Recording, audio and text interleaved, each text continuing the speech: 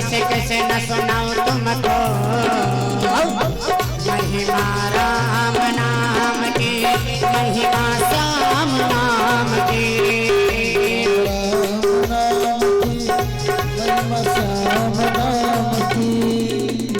राम नाम की महिमा श्याम नाम की, महिमा राम नाम की, महिमा राम नाम की।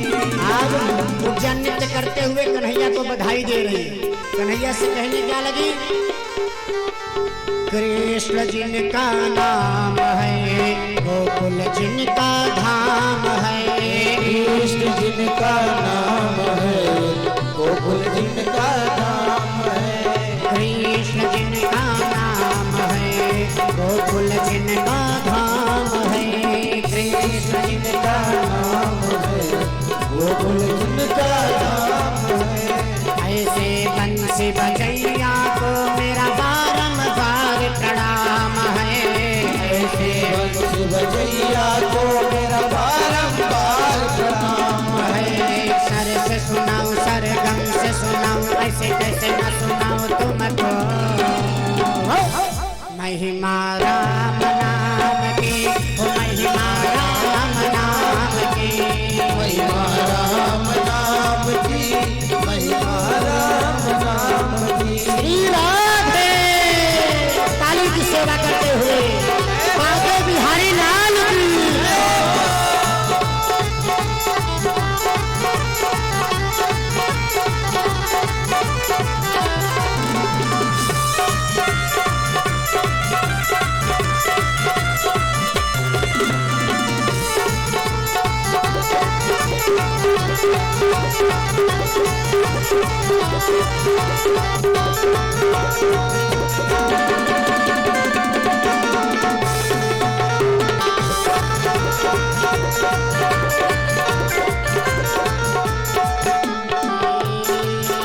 यशोदा जिनकी मैया है, नंद जिनके बपैया है, यशोदा जिनकी मैया है, नंद जिनके बपैया है, यशोदा जिनकी मैया है, नंद जिनके बपैया है, यशोदा जिनकी मैया है, नंद जिनके बपैया है।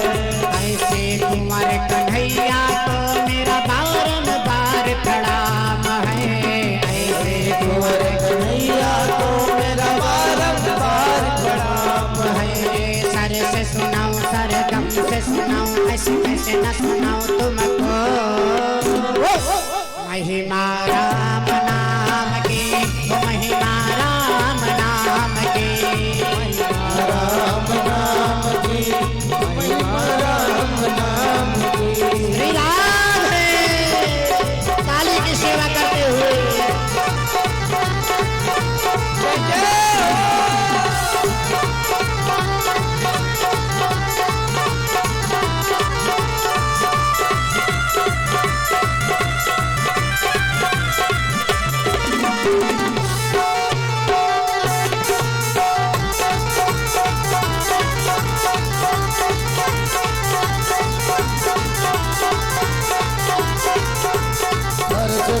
सरगम से सुनाऊं, सर से सुनाऊं, सरगम से सुनाऊं, सरगम से सुनाऊं महिमा, महिमा श्याम नाम की, महिमा श्याम नाम की, महिमा राम नाम की, महिमा श्याम नाम की, महिमा कृष्ण नाम की, महिमा कृष्ण नाम की, महिमा कृष्ण नाम की, महिमा कृष्ण नाम की, महिमा कृष्ण नाम की, महिमा कृष्ण नाम की।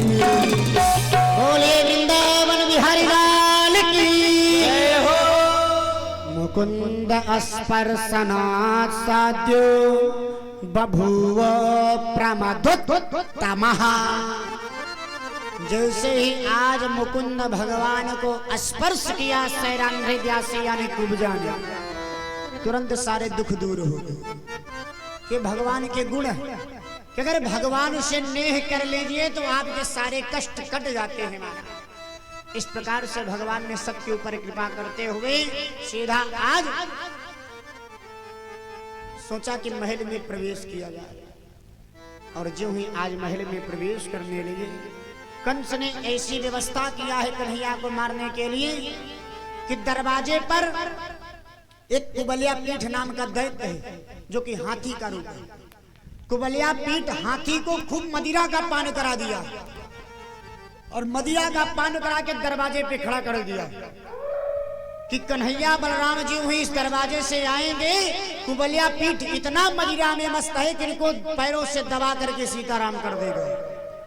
और कुबलिया पीठ हाथी एकदम मदचूर है मारा।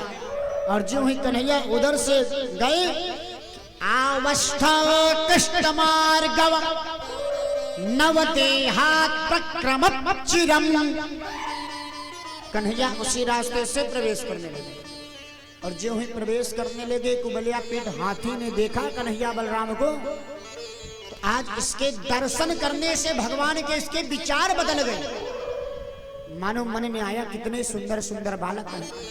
भगवान ने सोचा अगर विचार बदल जाएगा तब तो कल्याण नहीं हो पाएगा। मेरे लिए लड्डू ले आए हो चढ़ाने को और मुझे ना चढ़ा के मन में आए मैं ही लड्डू खा लूं तो कैसे कल्याण होगा। इसलिए विचार ना बदलो कुबलिया पीठ, आओ आक्रमण करो।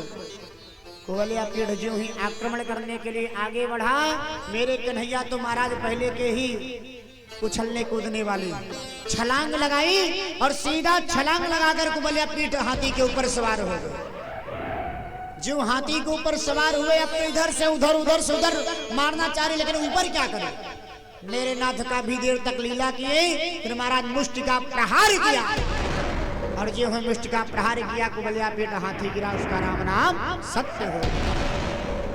कुबलिया पीठ हाथी का उद्धार करने के बाद सीधा कृष्ण और बलराम अंदर प्रवेश करते हैं। अंदर रणभूमि में जो ही प्रवेश किया, इसी व्यवस्था है महाराज कि आज भगवान को मारने के लिए कंस ने इतनी अच्छी व्यवस्था कर रखी है कि स्वयं अपने आसन लगा के बैठा है सिंहासन पर। अपनी एक तरफ मुष्टिक तो एक तरफ चारुण जैसे महाबलशाली को बैठाया है कि अगर कन्हैया आया तो चारुण और मुष्टिक की विशेषता क्या है। चारुण को आशीर्वाद है, जिसको एक तमाचा मार देगा मर जाएगा।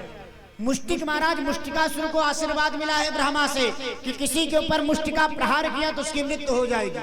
ऐसे ऐसे बलशाली को बीच में कंस बैठा है, फिर भी भयभीत हो रहा है भगवान को देखकर। क्यों? मृत्योरभूत परेर विराट विदुषाम तत्त्वं परम योगिनाम वृषणीनां परवादते तिरहकम रंकम गतः समाजा। मेरे नाथ जो हैं अंदर प्रवेश किए हैं, जो जिस रूप में देख रहा है उसको उसे रूप में दिख रहे हैं। जाकी रही भावना जैसी जाकी रही भावना जैसी प्रभु मोरा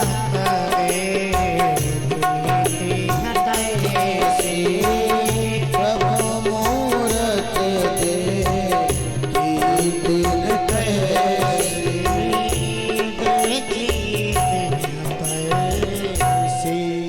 जो जिस भाव से कन्हैया को देख रहा है, कन्हैया उसे रूप में दिख रहे हैं। चारुण को लगते हैं कि कोई बलशाली है, मुष्टिक को लगते हैं बड़े बलशाली हैं, और कन्हैया तो आज कंस को ऐसे ऐसे रूप में दृश्य देख रहे हैं। कंस को लग रहा है कि यमराज आके सामने खड़े हैं, हाथ में काल दंड लिए हैं, काले काले रूप हैं, साथ में बलराम खड़े हैं, तो लग रहा है कोई यमराज के गण हैं। इतना भयभीत हो रहा है आज कंस देख करके। और भगवान जो जिस रूप में देख रहा है उसी रूप में उसके दर्शन को दे रहे हैं। मथुरावासी देख रहे हैं तो उनको पुत्र के रूप में दिखते हैं, कोई पति देख रहा है पति दिखते हैं, कोई अपना चाचा देख रहा है चाचा दिखते हैं, कोई भांजा देख रहा है भांजे के रूप में दिखते हैं। जो जिस रूप में देख रहा है भगवान उसका वही मनोरथ पूर्ण कर रहे हैं। और देखते ही देखते मेरे नाथ आगे बढ़ने लगे, और जो ही आगे बढ़ते चले गए कंस के पास पहुंचने लगे। कंस ने जोर से चिल्लाया, अरे चारुण, अरे मुष्टिक क्या कहते क्या हो?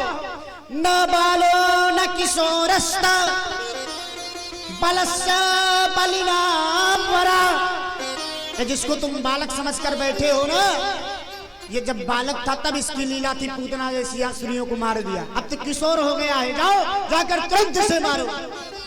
चारों मुष्टिक आगे बढ़ गए। जो ही आए रणभूमि में कन्हैया भी पहुंचे। एक को कन्हैया ने पकड़ा, एक को बलराम भैया ने पकड़ा। और महाराज बलराम भैया उठा करके मुष्टिक को जो ही जमीन पर पटका, उसके प्राण पखेरु उड़ गए। और कन्हैया ने चारुण का सीताराम नाम कर दिया। जो नो मारे गए। और कन्हैया देखते ही देखते जब तक कंस को सोचता, छलांग लगाया। छलांग लगा करके सीधा मेरे नाता हस्तभ्यम हस्तयोरवद्धा पद्मामेव च पादयो विपक्कस्तर्तुरर्तोयं प्रस्याया विजिता शिखा। मेरे नाथ आज छलांग लगाकर पैरों के माध्यम से सिंहासन पर चढ़े, हाथ से कंस के केसों को पकड़ लिया। और कंस के केसों को पकड़कर मुकुट को बाहर फेंका और केसों को पकड़कर घसीटते हुए सीधा ले आए और रणभूमि में लाकर पटक दिया। कंस जोर जोर से चिल्लाने लगा, अरे मुझे छोड़ दो, छोड़ दो, मुंचता मुंचता। कन्हैया ने कहा, रे मामा सोई क्या जाने पीर पर आई।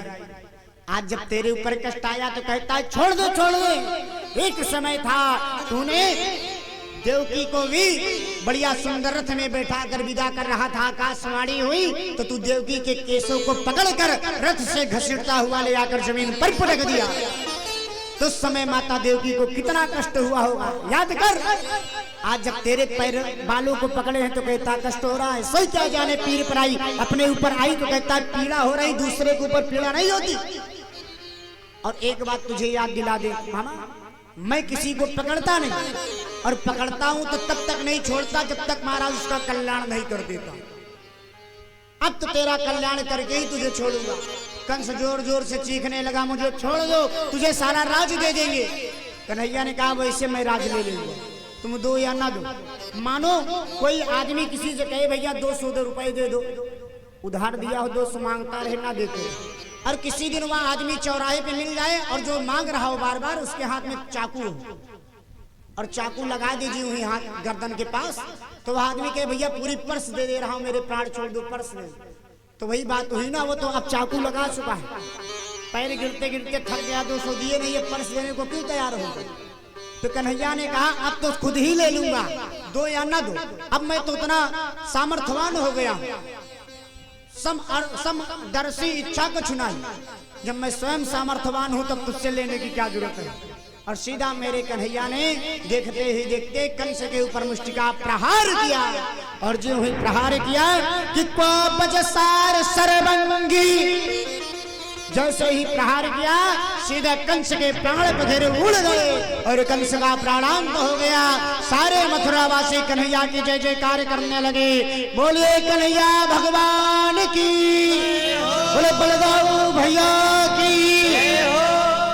सारे मथुरा वासी जय जयकार करने लगे। सारी मथुरा कन्हैया और बलराम के जय जयकार से गूंज उठी। और मेरे कन्हैया तुरंत सीधा जा करके सबसे पहले अपने माता पिता को आजाद किया है। ना चलत प्रहाणेन माला हत इव दुपा।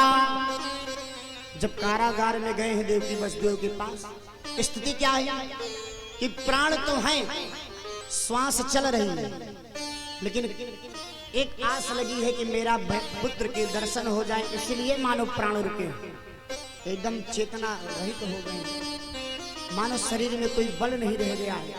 मेरे नाथ ने आज ऐसी दशा को देखा। जाकर जी दरवाजे को खोला और जैसे कन्हैया के दर्शन हुए, प्रागुह्यम किले चलत किरीटम, जैसे मेरे नाथ का स्पर्श हुआ तो मानो जैसे आज कोई रोगी हो, जैसे ही इंजेक्शन लग जाए तुरंत चेतना खड़ा हो जाए, वैसे आज वसुदेव देवकी ने कन्हैया को देख करके तुरंत खड़े हो गए।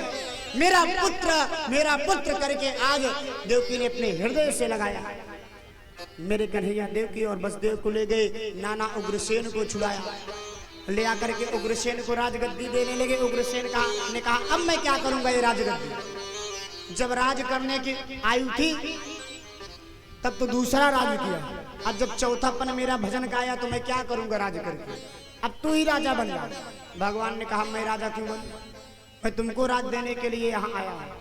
कि क्या है महाराज, भगवान की प्रधानता देखी और देखी वसुदेव जी को कहा आप राजा बनिए, कहा मैं नहीं आप ही बनिए, और बस उग्रसेन जी को राजा बना दिया।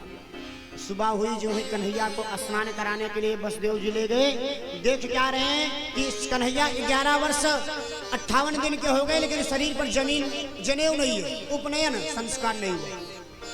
जो ही वसुदेव जी ने देखा अरे ये तो इतना बड़ा हो गया, इसकी जनेऊ भी नहीं हुई, और जनेऊ नहीं हुआ तो इसका मतलब अभी अध्ययन भी नहीं किया होगा कुछ। सबसे पहले इसको गुरुकुल भेजना चाहिए, कुछ पढ़ लिख के आए, क्योंकि महाराज जब तक जनेऊ ना हो तब तक वेद के मंत्र पढ़ने के अधिकार नहीं मिलते। 16 संस्कार हमारे सनातन धर्म में हैं, लेकिन अभी किसी से पूछ लीजिए भैया कि 16 संस्कार कौन कौन से हैं, तो शायद कोई बता पाए। ये हमारे धर्मावलंबियों की अवस्था हो गई, इतने पढ़े लिखे हो जा रहे हैं, इतना इंग्लिश के पीछे मस्त हो गए हैं कि 16 संस्कार पूछिए तो शायद एकांत लोग निकल जाएं जो बता सके। महाराज पहले अपने धर्म को पढ़ो जिससे हमारा कल्याण होना हो। शायद 2-3 संस्कार सबको पते हो, विवाह संस्कार बिल्कुल सबको याद होंगे, जनेऊ संस्कार भी 16 संस्कार में है। याद रहता है कैसे, पहले जनेऊ का नियम है महाराज, अष्टभ्या ब्राह्मणा नयनम क्षत्रिया 10 वर्ष का। ब्राह्मणों का यज्ञोपवीत संस्कार 8 वर्ष में हो जाना चाहिए, 8 से 10 वर्ष के बीच में, 10 वर्ष तक हो जाए। क्षत्रिय का 10 वर्ष से 15 वर्ष के बीच में उपनयन संस्कार हो जाने चाहिए, क्षत्रिय कुल में कोई जन्म लिया है। लेकिन अब तो महाराज एक नियम बना है कि विवाह अगर 40 वर्ष तक नहीं हुआ, चाहे बूढ़े हो जाए, तब तक जनेऊ नहीं होगा, और अगर विवाह ना हो तो बिना जनेऊ के ही उनका अंत्येष्ट कर्म हो जाएगा। लोगों के फोन आते हैं मेरे पास कि हो सकता हो कोई एक्सीडेंट में कभी कभी एक्सपायर हो जाते हैं, परमात्मा ऐसा किसी का ना करे, कि अगर 28-30 वर्ष में मर गए तो कहते हैं महाराज इनका उपनयन संस्कार नहीं हुआ तो इनका दाह संस्कार कैसे करें, इनकी तो श्राद्ध नहीं होगी। भैया जब 30 तक नहीं करोगे तो क्या, परमात्मा तो 8 साल में आदेश दिया है ना कि 30 तक इंतजार कर रहा है, नहीं करना है तो ना करो। इसलिए 8 से 10 वर्ष में ब्राह्मणों का हो जाना चाहिए, लेकिन सारे कर्म लुप्त होते जा रहे हैं। जनेऊ संस्कार विवाह के 1 दिन पहले होगा। हो सकता हो किसी पंडित जी ने मुहूर्त बताया हो कि विवाह का मुहूर्त आपका बढ़िया कृतिका नक्षत्र में वरण होगा, तो कृतिका तो विवाह का मुहूर्त है, लेकिन अब आपका उपनयन संस्कार 1 दिन पहले होना है, भरणी नक्षत्र रहेगा, उनको भरणी से मतलब नहीं है, जबकि भरणी है शुद्ध नक्षत्र, इसमें नहीं करने चाहिए। लेकिन 1 दिन पहले होगा, चाहे भरणी हो, चाहे भद्रा हो, चाहे आद्रा हो, इससे मतलब नहीं रहता। ऐसा लोगों का नियम बन गया। कहाँ जा रहे हैं भैया, ये हमारी सनातन धर्म की शाखा है जो जयकारा बुलाते हैं सत्य सनातन धर्म। और मान लो जो बुजुर्ग लोग हैं ये तो किसी प्रकार हमारे सनातन धर्म को जीवित करते चलाए, इनको बार बार नतमस्तक कहें। लेकिन जो नई पीढ़ियां है इतना फेसबुक व्हाट्सएप में मस्त हो गई है, किनसे कहो भैया टीका लगा लो तो टीका लगाने में शर्म आती है, हाथ में कलावा बांध लो तो कलावा बांधने में शर्म आता है। जबकि चंदन का इतना महत्व है कि चंदनस्य महत्वपूर्णम पवित्रम पापनाशनम आपदा हरते नित्यम लक्ष्मी तिष्ठतु सर्वदा। चंदन लगाने से लक्ष्मी जी सदैव आपके पास आ जाती है, लेकिन चंदन लगाना नहीं चाहते। किसी कारण बस कोई लगा भी दिया तो ज्यों गया कि तुरंत उसे पानी लेके धुल देंगे कि कहीं बेइज्जती ना हो जाएगी। हाथ में कलावा महाराज नहीं बांधना चाहिए, शौक बस मोटे मोटे लोहे पहन लेंगे लेकिन कलावा नहीं बांधेंगे, ऐसा लोगों का फैशन हो गया है। कहाँ जा रहा है सनातन धर्म भाई, शिखा रखना नहीं चाहते, जबकि शिखा रखने का अनेक महाराज कारण है। शिखा रखिए, जहाँ शिखा होती है यहीं पे हमारी ब्रह्मरंथ यानी दिमाग को होते हैं। तो कभी अगर आपको चोट आती है तो अगर सिखाए तो सिखा रोक लेगी, दिमाग में चोट नहीं जाई पाई। लेकिन अब लोग फैशन चल गया, सिखा पीछे का पूरा जो है बाल उड़वा देते हैं, आगे एकदम रखा लेते हैं बड़े बड़े।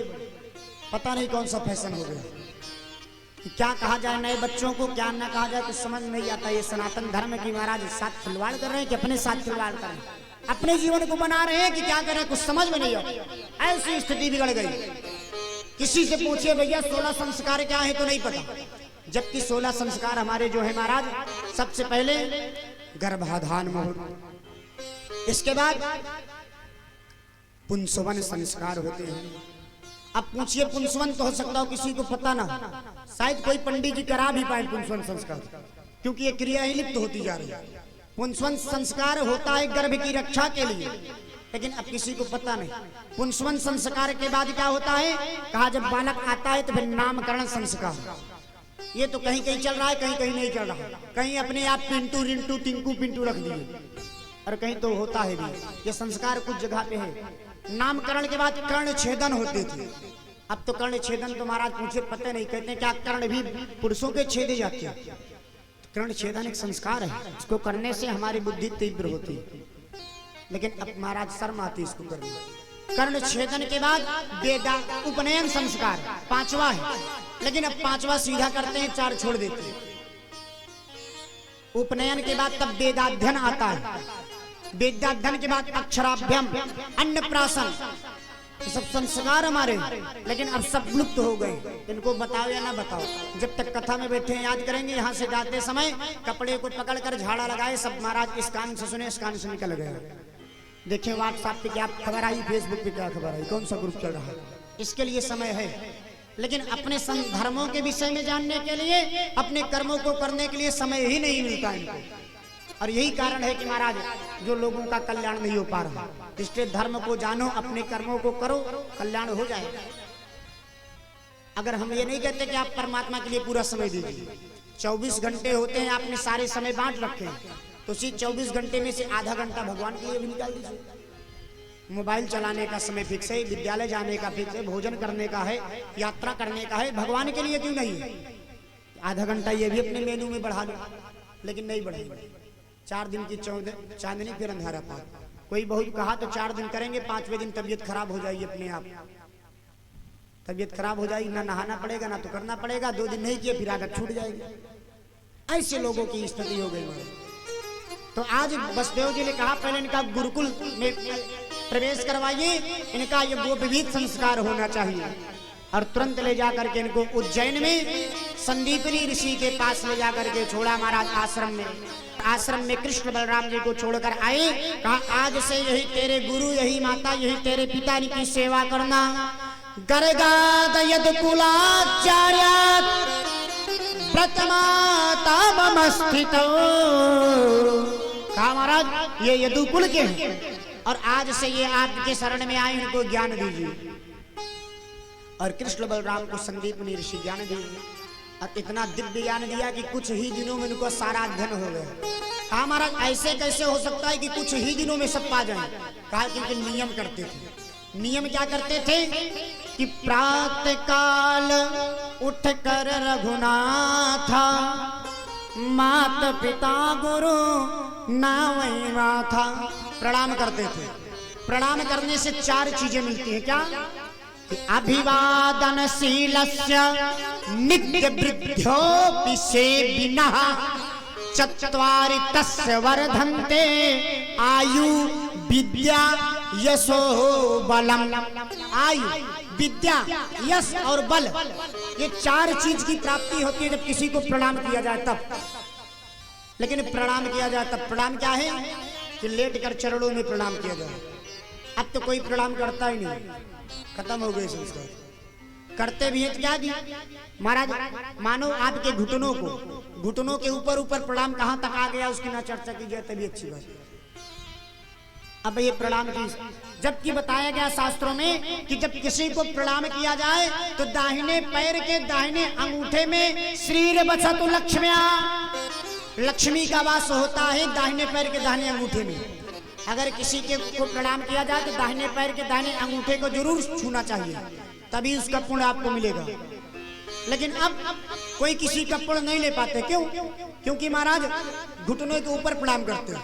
घुटनों के ऊपर यमराज का स्थान बताया गया है, उसके ऊपर प्रणाम करने से आपको महाराज उसका पुण्य नहीं, पाप उसके आपके पास आ जाएंगे।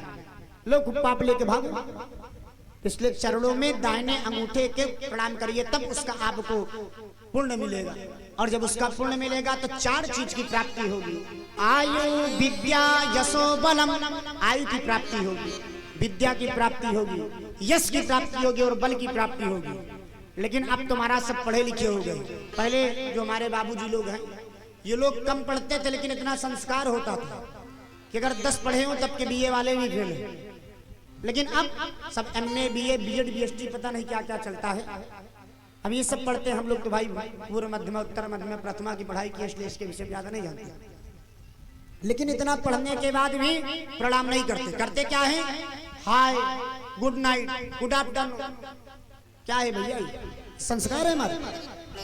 दूर से कहते हैं हाय, मैं आपका नहीं। जैसे कोई गाड़ी पे दिख जाए, भैया कब मिलोगे? कहते हैं अभी नहीं मिल पाएंगे, लखनऊ जा रहे हैं, हाथ हिला देते हैं। तो ऐसे दूर से कहते हैं हाय, मैं आपका कभी नहीं हूँगा। मेरी सेवा कर रहे हो ना, बुढ़ापा आएगा तो अनाथ आश्रम में छोड़ दूंगा, आपका नहीं होगा। और मम्मी को क्या कहते हैं? मोम। जिस प्रकार मोमबत्ती में आग लगाई जाए जल जाती है, उसी प्रकार जल जाओ। डेड को डेड, मर जाओ जल्दी से, मेरे हाथ में चाबी का गुच्छा है। ऐसे लोगों के संस्कार, ऐसी बहुली भाषा हो गई है। और कहते हैं मेरा कल्याण क्यों नहीं हो रहा? कभी नहीं होगा कल्याण महाराज। जब तक आप अपने आप को एग्रीकल्चर नहीं सुधारोगे, अपना संस्कार, अपनी सनातन परंपरा को नहीं निभाओगे, तब तक कल्याण कदापि हो नहीं सकेगा।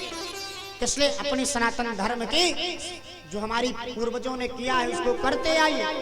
हाँ, कुछ चीजें गलत है उसको छोड़िए, लेकिन जो अच्छे हैं उसको तो अपनाइए। देखिए कैसे कल्याण नहीं हो सकता। अगर कोई ब्राह्मण, मैं इस मंच के माध्यम से बता रहा हूं महाराज, कोई सच्चा ब्राह्मण हो 41 दिन तक यज्ञोपवीत के नियम का एकदम विधि पूर्वक पालन कर दे, जो उसका नियम है। जो चीज मांग ले भगवान से, भगवान मजबूर हो जाएंगे उसे देने के लिए। कहीं नहीं जाना पड़ेगा, अपने आप घर आ जाएगा वो चीज। लेकिन 41 दिन तक नियम करिए। कितने लोगों को मैंने देखा मोबाइल लेकर के जाएंगे महाराज दीर्घ शंका, तो वहीं बैठ के बात करते हैं, जनेऊ चढ़ा करके बात कर रहे हैं। बोलो, नियम का पालन करिए। देखिए आपके कदम महाराज, आपके जितने भी मंजिल, आपके कदम खाली करते चले जाए, कदम आपकी मंजिल चूमेगी। आप मेहनत करिए, कर्म करिए, अपने आप आपको रास्ता मिलेगा। लेकिन कर्म करने पड़ेगा। अगर कर्म नहीं करोगे, सोचे मेरे घर अपने आप किस्मत चले आए, तो नहीं होगी। कर्म करो तो किस्मत तेरी दासी, लेकिन कर्म नहीं करोगे तो किस्मत भी खड़ी रहेगी। क्या हो तभी तो आए। आज गुरुकुल में जब प्रणाम करते थे तो इसीलिए कुछ ही दिनों में इनको ज्ञान की प्राप्ति हो गई और दिव्य ज्ञान को प्राप्त किया है। और ज्ञान को प्राप्त करके सीधा कृष्ण और बलराम जी जब आने लगे तो गुरुदेव के चरणों में प्रणाम किया कि गुरुदेव, लीला मनुष्य है पिछलो यमनो करवाम किना। अगर आपको कुछ चाहिए तो मांग ले गुरुदेव, क्योंकि गुरु को दक्षिणा चाहिए। मैंने आपके यहाँ अध्ययन किया है तो आप मुझे कुछ बताइए। कहा मैं उसमें का गुरु नहीं हूँ जो पढ़ा करके ज्ञान लूं, क्योंकि मेरे तो धर्म है अध्ययन कराना और अध्ययन करना, ये ब्राह्मणों के कर्म है। तो मैंने कर्म किए हैं, दक्षिणा नहीं चाहिए। लेकिन जानते थे कि नारायण है। गुरु माता के पास गए तो संदीपनी ऋषि ने इशारा कर दिया, मांग लो जो मांगना हो, जगत के रचयिता है, ये नारायण है। बाद में मुझसे मत कहना कि ये चीज भूल गई, नहीं मांग पाई। हाथ जोड़कर निवेदन की कि हे कृष्ण, अगर देना ही चाहते हैं तो जो मेरा पुत्र मर गया है उसे ले आकर दे। कन्हैया ने देखा कि गुरु माता ने कुछ मांगा है तो मुझे देना पड़ेगा। सीधा अपने लीला को करते हुए यमलोकपुरी जाते हैं। यमराज से कहते हैं गुरु पुत्र को दो। यमराज कहते हैं वो तो अपने कर्म के अनुसार अपने कर्मों को भोग रहा है। भगवान ने कहा कर्म भी मैं हूँ, गति भी मैं हूँ, और तुझे बनाने वाला भी मैं हूँ। मैं जो आदेश करूं उसको करो। कि गुरु पुत्र मिहानी तम निज कर्मा निबंधनम। मैं जो कहूं उसको करो। मेरा गुरु पुत्र है निज कर्मानुबंधनम, मैं कर्म को बनाता हूं, उसी को बंधन में बांधता हूं। छोड़ दो उसको। यमराज को जब आदेश दिया, भागे भागे गए, ले आके गुरु पुत्र को दिया कन्हैया। कन्हैया ले आकर के अपने गुरु माता को वापस किया। ले लो माता जी अपना पुत्र। कहा उस पुत्र का नाम क्या था? कहा उसका नाम था दत्त। लेकिन कन्हैया ने पुनः वापस किया, इसलिए उसका नाम पुनर्दत्त हो गया। बोले बाल कृष्ण सरकार की। इस प्रकार से कृष्ण और बलराम पुत्र को वापस करके सीधा मथुरापुरी चले आए। और मथुरा में आकर एक दिन मेरे नाथ बैठे बैठे विचार करने लगे। विचार क्या कर रहे हैं कि यहाँ तो सब ठीक ठाक है, लेकिन मथुरा में एक बड़े ज्ञानी थे महाराज, जिनका नाम था उद्धव। उद्धव जी को ज्ञान का ऐसा अहंकार हो गया कि मानो कन्हैया उनके सामने खड़े हैं, फिर भी कन्हैया को बातों बातों पर आकर कहते रहे कर्म करो, कर्म के अनुसार फल मिलता है। भगवान ने सोचा कि इनको जो एक ज्ञान की चक्षु इन्होंने पहन रखा है, इसे दूर कैसे करें, मेरी बात तो मानेगा नहीं। भगवान ने कहा इनको भेज दिया जाए ब्रज। अब ब्रज में जाकर गोपियों से एक बार मिलेंगे, सारे ज्ञान की इनकी जो चश्मे अंधकार चढ़े हैं दूर हो जाएंगे। एक दिन कन्हैया बैठे बैठे कमरे में रोने लगे और नाथ रो रहे थे तो भागे भागे उद्धव आए। महाराज क्या बात है? कहा क्या बताएं उद्धव जी, आज मुझे गोपियों की बड़ी याद आ रही है। समझाने लगे अरे कन्हैया, मोह है ये तो माया है, गोपियों की माया तुझे सता रही है कि तो मैं योगेश्वर हूँ। कौन से योगेश्वर हूँ? नाथ ने कहा कुछ भी करो लेकिन गोपियों की सुध मुझे चाहिए। और आज कहते हैं ठीक है जाओ चले जाओ, काम मैं नहीं जाऊंगा, तुम जाकर मैं चाहता हूं कि गोपियों की बस खबर लेके आओ, मैं खबर उनकी चाहता हूं। और आज उद्धव को कन्हैया ने गोपियों के पास भेज दिया। गच्छो धव ब्रजम सौम्या पितृणा प्रीतिमावह गोपीना मद योगी धी मद संदेशर विमोचया।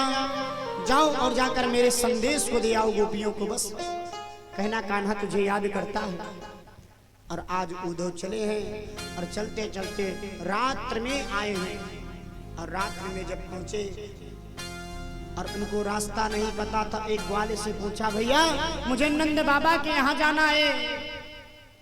ग्वाल ने कहा अरे भैया ये जो आप नदी देख रहे हो ना, ये नदी पकड़े पकड़े चले जाओ, सीधा नंद बाबा के यहाँ जाएगा।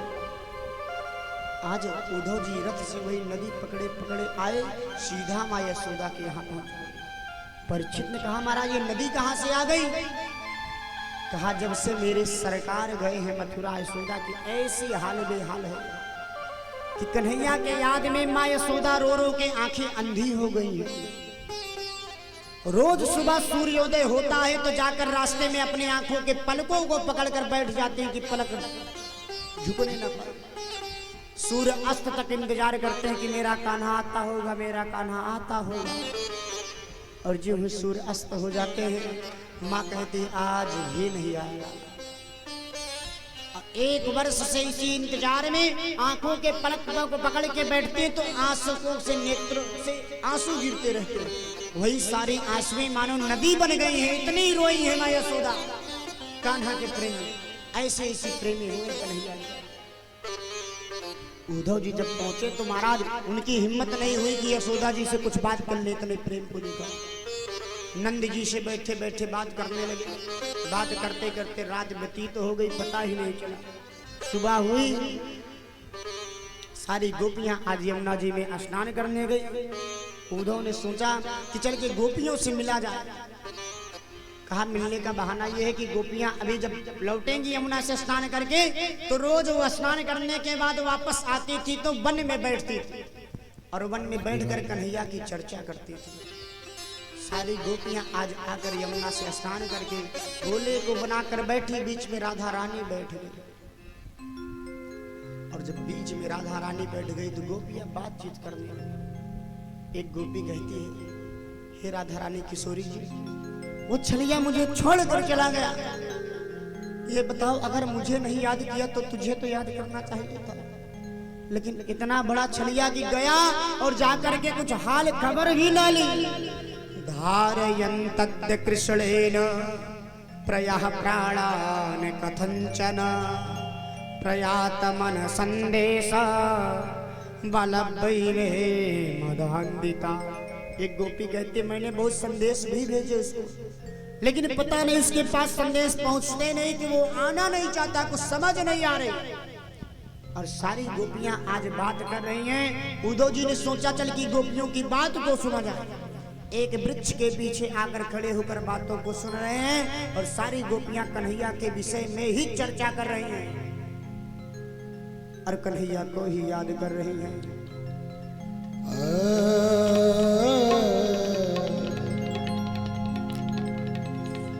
चंद्र कलियों के मुस्कुराने से, चंद कलियों के मुस्कुराने से जख्म जागे कई पुराने से। तो कदम में चल नहीं सकती, दो कदम में चल नहीं सकती, श्याम तू ही आजा किसी बहाने से। ओ आप आए नहीं और खबर भी न ली, आप आए नहीं और खबर भी न ली। खत लिख लिख के भेजे तमाम, खत लिख लिख के भेजे तमाम। सुध ले लो मेरी घनश्याम, घनश्याम सुध ले लो मेरी घनश्याम, मेरे श्याम सुध ले लो मेरी घनश्याम। आप आए नहीं और खबर भी न ली, आप आए नहीं और खबर भी न ली। खत लिख लिख के भेजे तमाम, खत लिख लिख के भेजे तमाम। सुध ले लो मेरी घनश्याम, मेरे श्याम सुध ले लो मेरी घनश्याम, मेरे श्याम सुध ले लो मेरी घनश्याम।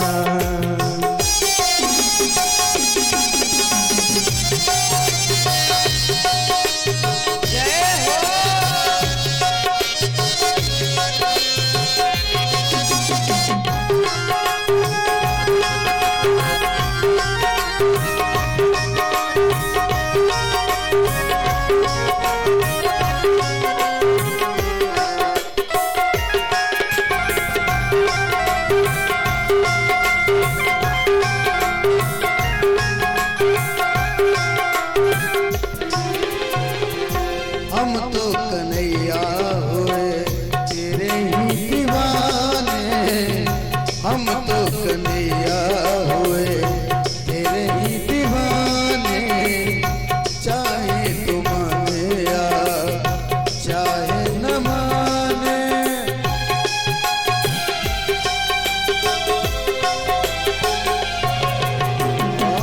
हम तो कन्हैया हुए तेरे ही दीवाने। चाहे तू माने या चाहे न माने, आंखों में छाए मेरे दिल में समाए, आंखों में छाए मेरे दिल में समाए, आंखों में छाए मेरे दिल में समाए, आंखों में छाए मेरे दिल में समाए। बस होठों पे है तेरा नाम, बस होठों पे है तेरा नाम। सुध ले लो मेरी घनश्याम, घनश्याम सुध ले लो मेरी घनश्याम। आप आए नहीं और खबर भी नहीं, आप आए नहीं और खबर भी नहीं। खत लिख लिख के भेजे तमाम, खत लिख लिख के भेजे तमाम। सुध ले लो मेरी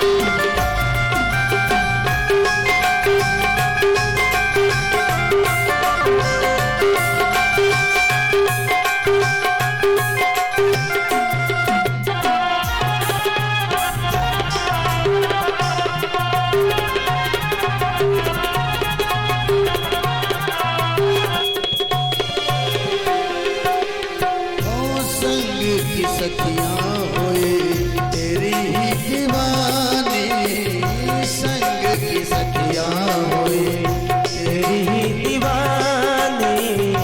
दिन रात रोती बहे अखियों से पानी, दिन रात रोती बहे अखियों से पानी। संग की सखिया हुई तेरी ही दीवानी, दिन रात रोती बहे अखियों से पानी। देती सुनाई हमें मुरली सुहानी, देती सुनाई हमें मुरली सुहानी, देती सुनाई हमें मुरली सुहानी, देती सुनाई हमें मुरली सुहानी। इत छेड़े बिरह के तमाम,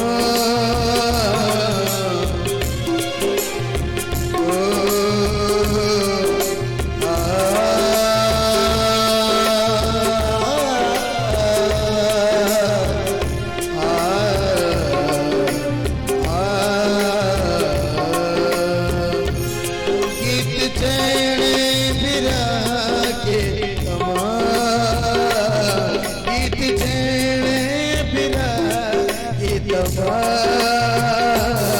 सुध ले लो मेरी घनश्याम घनश्याम, सुध ले लो मेरी घनश्याम मेरे श्याम, सुध लो मेरी घनश्याम। आप आए नहीं और खबर भी नहीं, आप आए नहीं और खबर भी नहीं। खत लिख लिख के भेजे तमाम, खत लिख लिख के भेजे तमाम। सुध ले लो मेरी घनश्याम राधेश्याम, सुध ले लो मेरी घनश्याम घनश्याम, सुध ले लो मेरी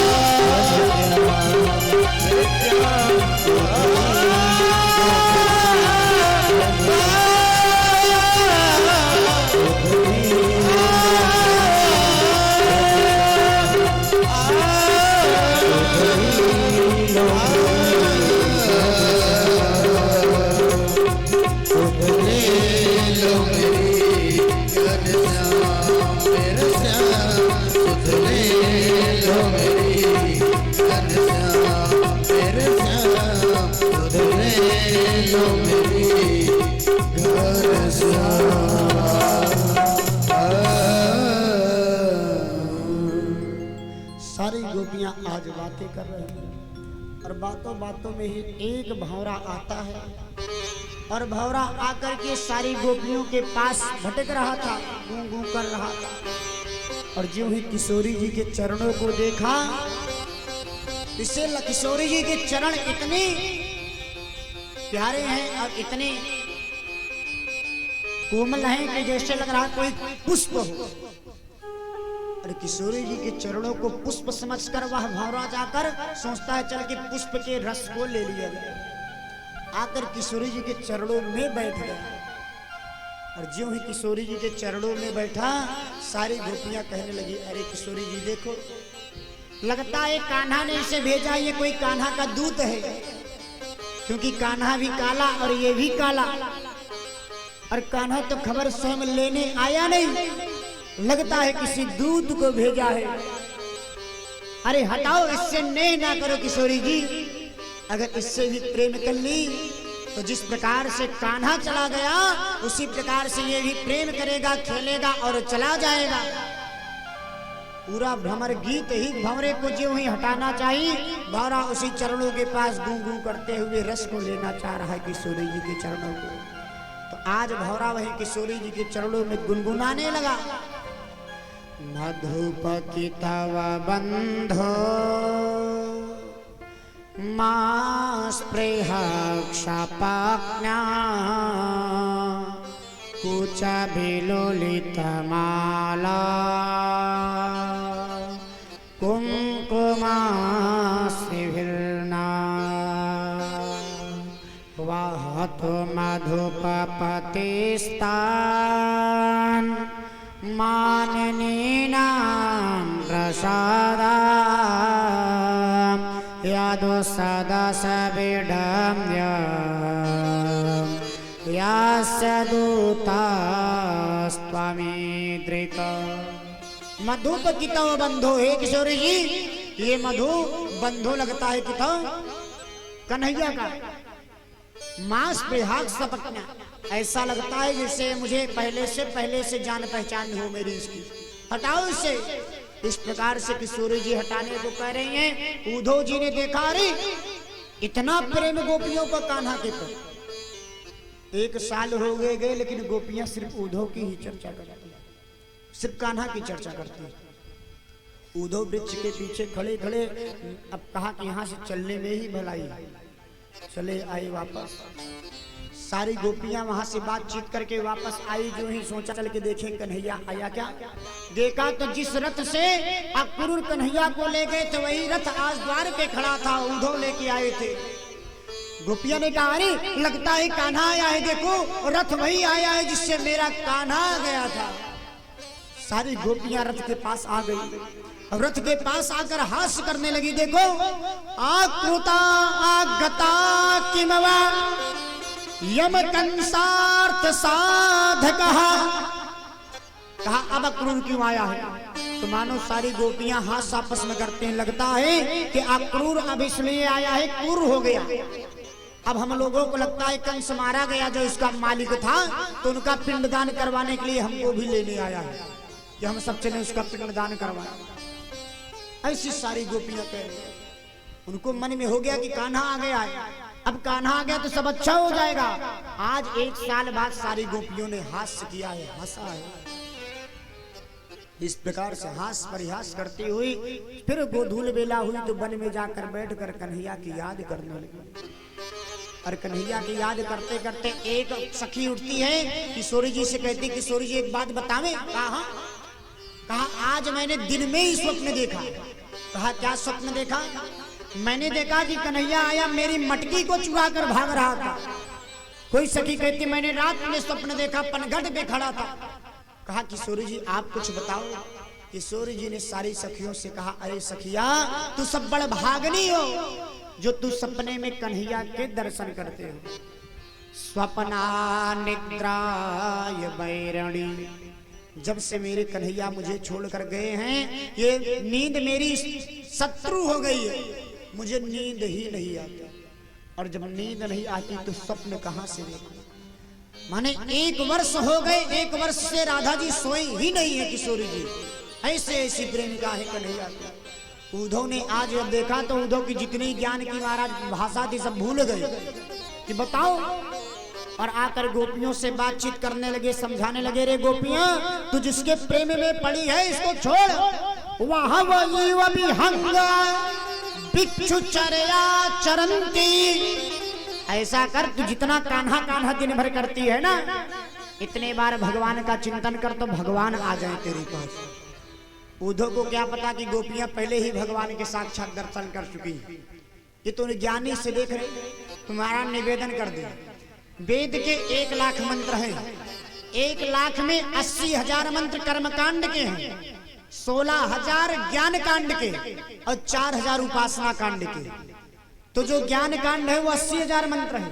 तो जो ज्ञानी होते हैं परमात्मा को जल्दी मिलते उलते नहीं। उद्धव जो इससे बड़े ज्ञानी हो गए लेकिन परमात्मा को पहचान नहीं पाए।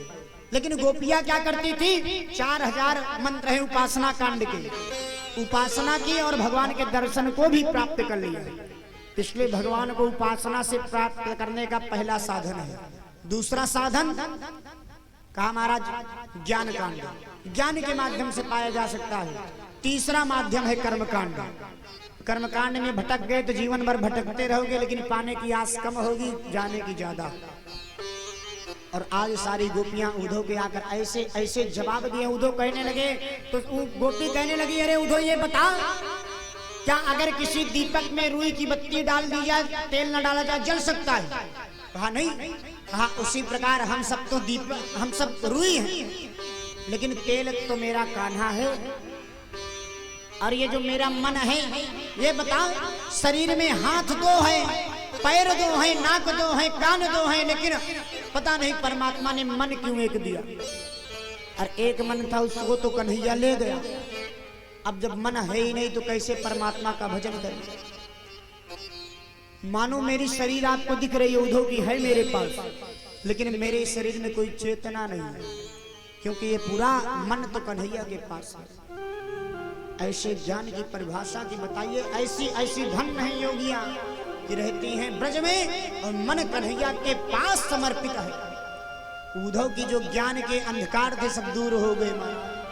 भागे भागे आज ऐसा जैसा योगियों ने, आज गोपियों ने उनको समझाया कि हे उद्धव, पूर्णास पूर्णमिदं पूर्णात् पूर्णमुदच्यते पूर्णस्य पूर्णमादाय पूर्णमेवावशिष्यते।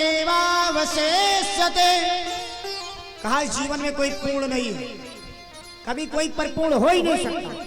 कहा अगर कोई पूर्ण है तो सिर्फ परमात्मा है, और बिना परमात्मा के सब अधूरे हैं। तुम क्या जानते हो कि ज्ञान हो गया तो तुम पूरे हो? तुम भी बिल्कुल अधूरे हो, तुमको तो कुछ नहीं पता उद्धव।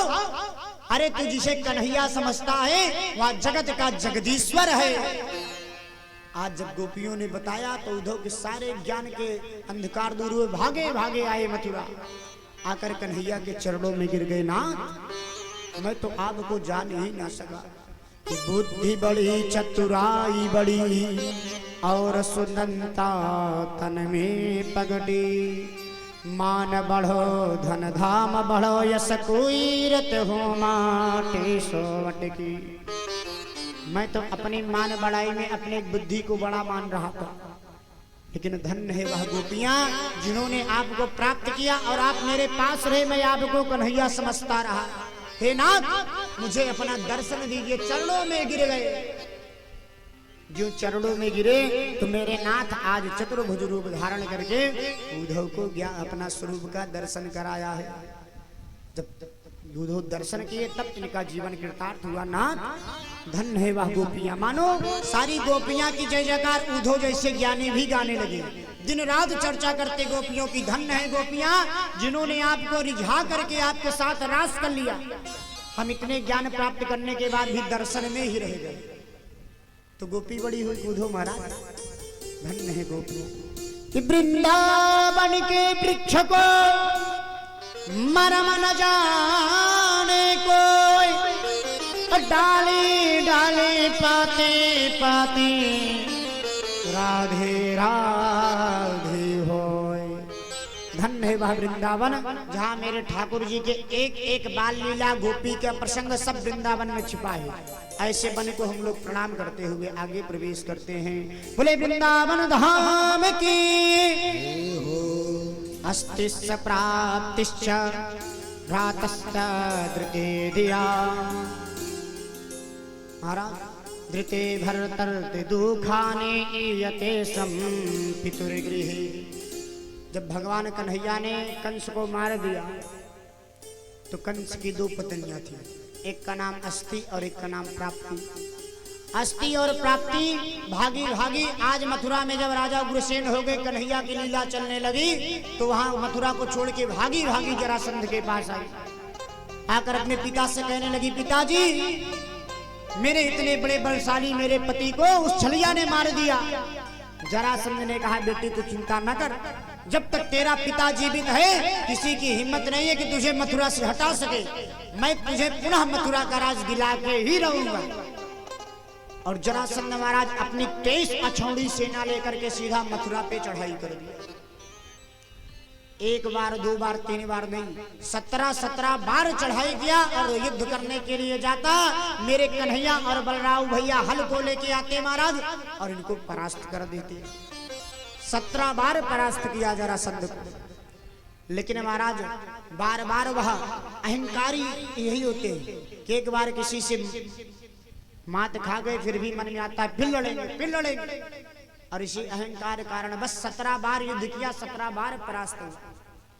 एक बार उसके गुरुदेव ने समझाया, जरासंध अगर तू युद्ध करना ही चाहता है तो मेरी बात मान, ब्राह्मणों को बुला ले और संकल्प करा के पूजा पाठ करा। अगर ब्राह्मण की कृपा हो गई तो तुझे युद्ध में विजय श्री मिल जाएगी, क्योंकि ब्राह्मण भूसुर हैं, पृथ्वी के देवता हैं, उन्हीं को बुला, उन्हीं की शरण में जा। जरासंध ने ब्राह्मणों को बुलाया और बढ़िया यज्ञशाला बनवाकर यज्ञ करने का संकल्प ले लिया। सारे ब्राह्मणों से कहा, हे विप्रदेव, निजगार पुरंद्वारा पदम माने निरुयुधा, मैं युद्ध में जा तो रहा हूं, अगर मुझे विजय हो गया तो सारे ब्राह्मणों को माला माल कर दूंगा, लेकिन अगर मेरा परास्त हो गया ना तो आप जानना आपकी क्या गति होगी। सारे ब्राह्मण कान को पकड़ के अच्छे फंस गए कि किसके यहाँ पूजा कराने आ गई, ये कौन है भैया। यज्ञशाला में बैठे बैठे कौन कहे पूजा करने को, कौन कहे पाठ करने को, माला लिए हैं लेकिन मन में कौन कहे कि गायत्री मंत्र का जप करें, भगवान के नाम का जप कर रहे हैं। नाथ, ये ब्राह्मण तेरे ही बलबूते पे तो चलते हैं, क्योंकि तू कहता है कि दैवाधीनम जगत सर्वम मंत्राधीनम च देवता, अते मंत्रा ब्राह्मणाधीनम तस्मा ब्राह्मण देवता। आप कहते हो कि दैव के अधीन सारा संसार है, दैवाधीनम जगत सर्वम, और मंत्राधीनम च देवता, लेकिन देवता के अधीन जगत है, लेकिन देवता मंत्र के अधीन है। और मंत्र किसके अधीन है?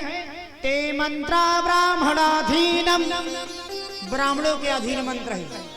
इसीलिए ब्राह्मण को भूसुर कहा गया है, पृथ्वी का देवता, क्योंकि मंत्र इनके अधीन है और मंत्र से ही भगवान प्रसन्न होते हैं, क्योंकि भगवान को तो देव भाषा संस्कृति ही प्रिय है और ब्राह्मण मंत्रों के माध्यम से रिझाते हैं परमात्मा को।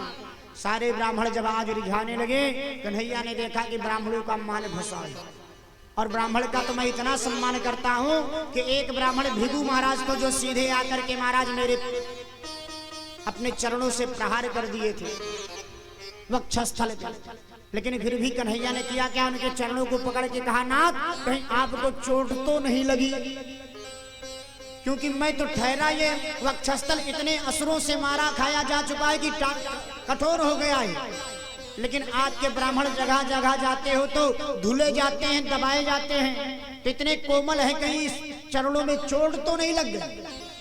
तो मैं तो पहले से ही ब्राह्मण का पुजारी हूं, आज ब्राह्मण की मान फंसी है तो मैं कैसे नहीं बचा सकता। मेरे नाथ ने किया क्या, इस बार जरासंध युद्ध के लिए आया तो साथ में काल यवन को लेके आया, काल यवन को लेके आया। बलदाऊ भैया चले गए सेना से युद्ध करने, और कन्हैया काल यवन को देख करके काल यवन के सामने गए, चकमा देकर भागना शुरू किया। और जो ही भागने लगे, जरासंध बोला, अरे रुक जा, आज क्यों भागता है, रुक, रण छोड़ है, देखो रण को छोड़ के भागता है। मेरे भगवान ने कहा, जैसे मेरे हजारों नाम है, एक नाम और मुझे स्वीकार है, रण को छोड़ के भागे, इसलिए इनका राम रण छोड़ पड़ गया। बोलिए रण छोड़ भगवान की हो। रण को क्यों छोड़ा? कहा ब्राह्मणों के सम्मान को बचाने के लिए मेरे नाथ आज युद्ध भूमि को ही छोड़ के भागे। और जब भागे तो काल यवन पीछे पीछे लग गया। मेरे भगवान भागते भागते गुफा में प्रवेश कर गए। जो गुफा में प्रवेश किए, काल यवन भी उस गुफा में प्रवेश किया। मेरे नाथ ने देखा काल यवन पीछे पीछे आ रहा है। एक मुचकुंद ऋषि वहीं सो रहे थे, अपनी पीताम्बरी कंधे से उतारा और ले जाकर मुचकुंद ऋषि को उड़ा दिया और जाकर पीछे छुप गए चूहे के। काल यवन आया, भागा भागा, सोचा ये कन्हैया देखो डर के मारे कैसे अपनी चदरिया उड़ के सो गया। अहंकार बस पैरों से प्रहार कर दिया, उठ। जो ही पैरों का प्रहार किया, मुचकुंद महाराज बड़ी नींदों में जो सो रहे थे, नींद खुल गई। और जो ही नींद खुली, चदरिया को हटाया तो मुचकुंद महाराज के देखते ही काल यवन जलकर भस्म हो गया। काल यवन जब जलकर भस्म हो गया तो परीक्षित ने पूछा, महाराज ये मुचकुंद महाराज कौन है, जिनके देखने से काल यवन भस्म हो गया और कन्हैया भागे भागे फिर रहे थे?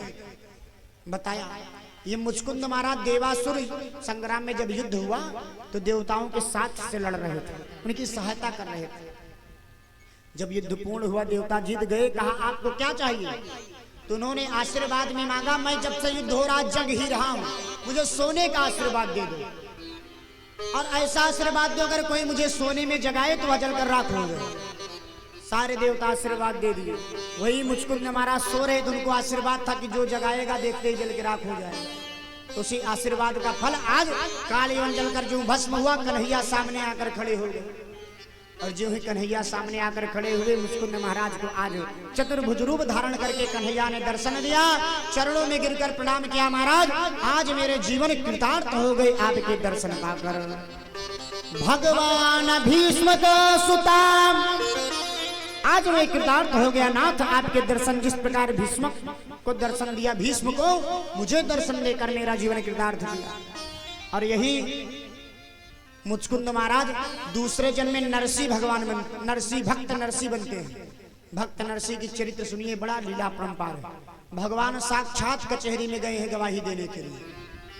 ऐसे भक्त हुए नरसिंह महाराज। भगवान वहां से वापस आए, रात्रि हो गई तो जरासंध अपनी सेना को लेकर महाराज ठिकान डाल दिया कि आज मथुरापुरी को उड़ा ही देंगे। कन्हैया ने देखा कि ब्राह्मणों की मान फंसी है कि उससे युद्ध करे। रातों रात विश्वकर्मा को आदेश दिया, समुद्र के अंदर द्वारिकापुरी का निर्माण करवा दिया। सारे लोगों को माया से द्वारिकापुरी भेज दिया। और इधर जरासंध ने चाल चली क्या कि रातों रात लकड़ी लगवा दी सारे मथुरा के चारों तरफ। और लकड़ी लगा करके आग लगवा दी कि कोई मथुरावासी बचने न पाए, सब जलकर भस्म हो जाए। और कन्हैया माया से ही सबको पहले भेज चुके थे। जो आग लगी मथुरा की, जलने लगी चारों तरफ से, कन्हैया छलांग लगाए समुद्र में और सीधा जाकर द्वारिकापुरी में विराजित हो गए। बोले द्वारिकाधीश भगवान की हो। और जो हुए द्वारिकाधीश में विराजित हुए द्वारिकापुरी में, तो कन्हैया द्वारिकाधीश बन गए। बलराम भैया से कहा नहीं है मैं नहीं बनूंगा, तू ही राजपाट संभाल। और कन्हैया आज राजा बन के विचार करने लगे, अब मेरा विवाह का नंबर तभी आएगा जब बड़े का विवाह हो जाएगा। और बलराम भैया का, क्योंकि रामावतार में मैं बड़ा था, मैंने धनुष तोड़ा, मेरा विवाह हुआ। लक्ष्मण जी बहुत क्रोध किए लेकिन बाद में हुआ। तो बलराम जी लक्ष्मण के ही स्वभाव। इसी बात पे तो बलराम भैया आए थे। जब आने की बात हुई तो कहा आप चलो। तो बलराम जी ने कहा इस बार मैं बड़ा बन के चलूंगा। कहा क्यों? कहा जब विवाह की बात आती है ना तो आप पहले विवाह कर लेते। इस बार मैं चलूंगा, नहीं चलूंगा तो तेरा बड़ा बन के चलूंगा, जबकि पहले मेरा विवाह। तो कन्हैया ने मौका देकर एक रेवती सुंदर कन्या दिखी, उसके साथ बलराम भैया के विवाह को संपन्न कराया। बोले बलराम भैया की हो। इस प्रकार से विवाह को संपन्न कराया। अब कन्हैया के विवाह में हम लोग बढ़िया प्रवेश करते हैं। राजा आसीद भीष्मको नाम विदर्भाधिपतिर्महान, तस्य पंचा भवन पुत्रा कन्नैका चावराननः। महाराज कुंडनपुर के राजा हैं भीष्मक जी। भीष्मक राजा के 5 पुत्र हैं और 1 पुत्री है। जो ज्येष्ठ पुत्र है इनके, उसका नाम है रुक्मी। और जो 1 कन्या है उनका नाम है रुक्मणी। रुक्मी धीरे धीरे चल के महाराज शिशुपाल इत्यादि जरासंध की संगत को किया, दुष्ट प्रवृत्त हो गई। दुष्ट प्रवृत्त जब हो गई तो किया क्या कि राजा है भीष्मक जी महाराज। लेकिन एक दिन बिना किसी को बताए सोचे समझे देखा कि मेरी बहन विवाह के योग्य हो गई। और जाकर के रुक्मणी का विवाह शिशुपाल के साथ तय करके चला है। और जब तय करके आया तब भीष्मक महाराज से बता रहा है, पिताजी मैंने रुक्मणी का विवाह देखा है। कहा किसके साथ? कहा शिशुपाल के साथ। भीष्मक ने कहा बेटा एक बार बेटी से भी तो मन की चर्चा कर लेता कि किससे उसका मन है। कहा अरे मैं जेठ हूँ, उससे बड़ा हूँ, जो मेरी इच्छा होगी सो मैं करूंगा, जहां मैं विवाह करूंगा।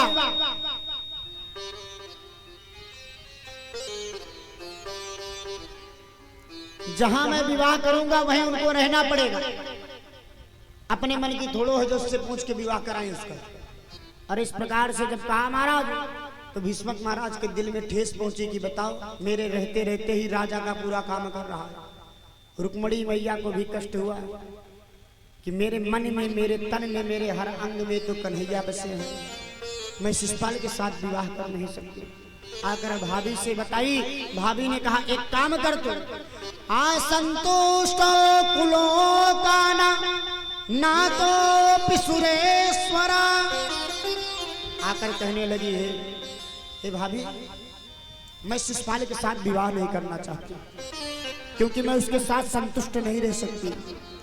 विवाह तभी करने चाहिए जब एक दूसरे के दिल मिल जाए, लेकिन अब तो महाराज विवाह कम हो रहे हैं, अब बियाह ज्यादा हो रहे हैं, जिसको करने से क्या हो रहा है भैया?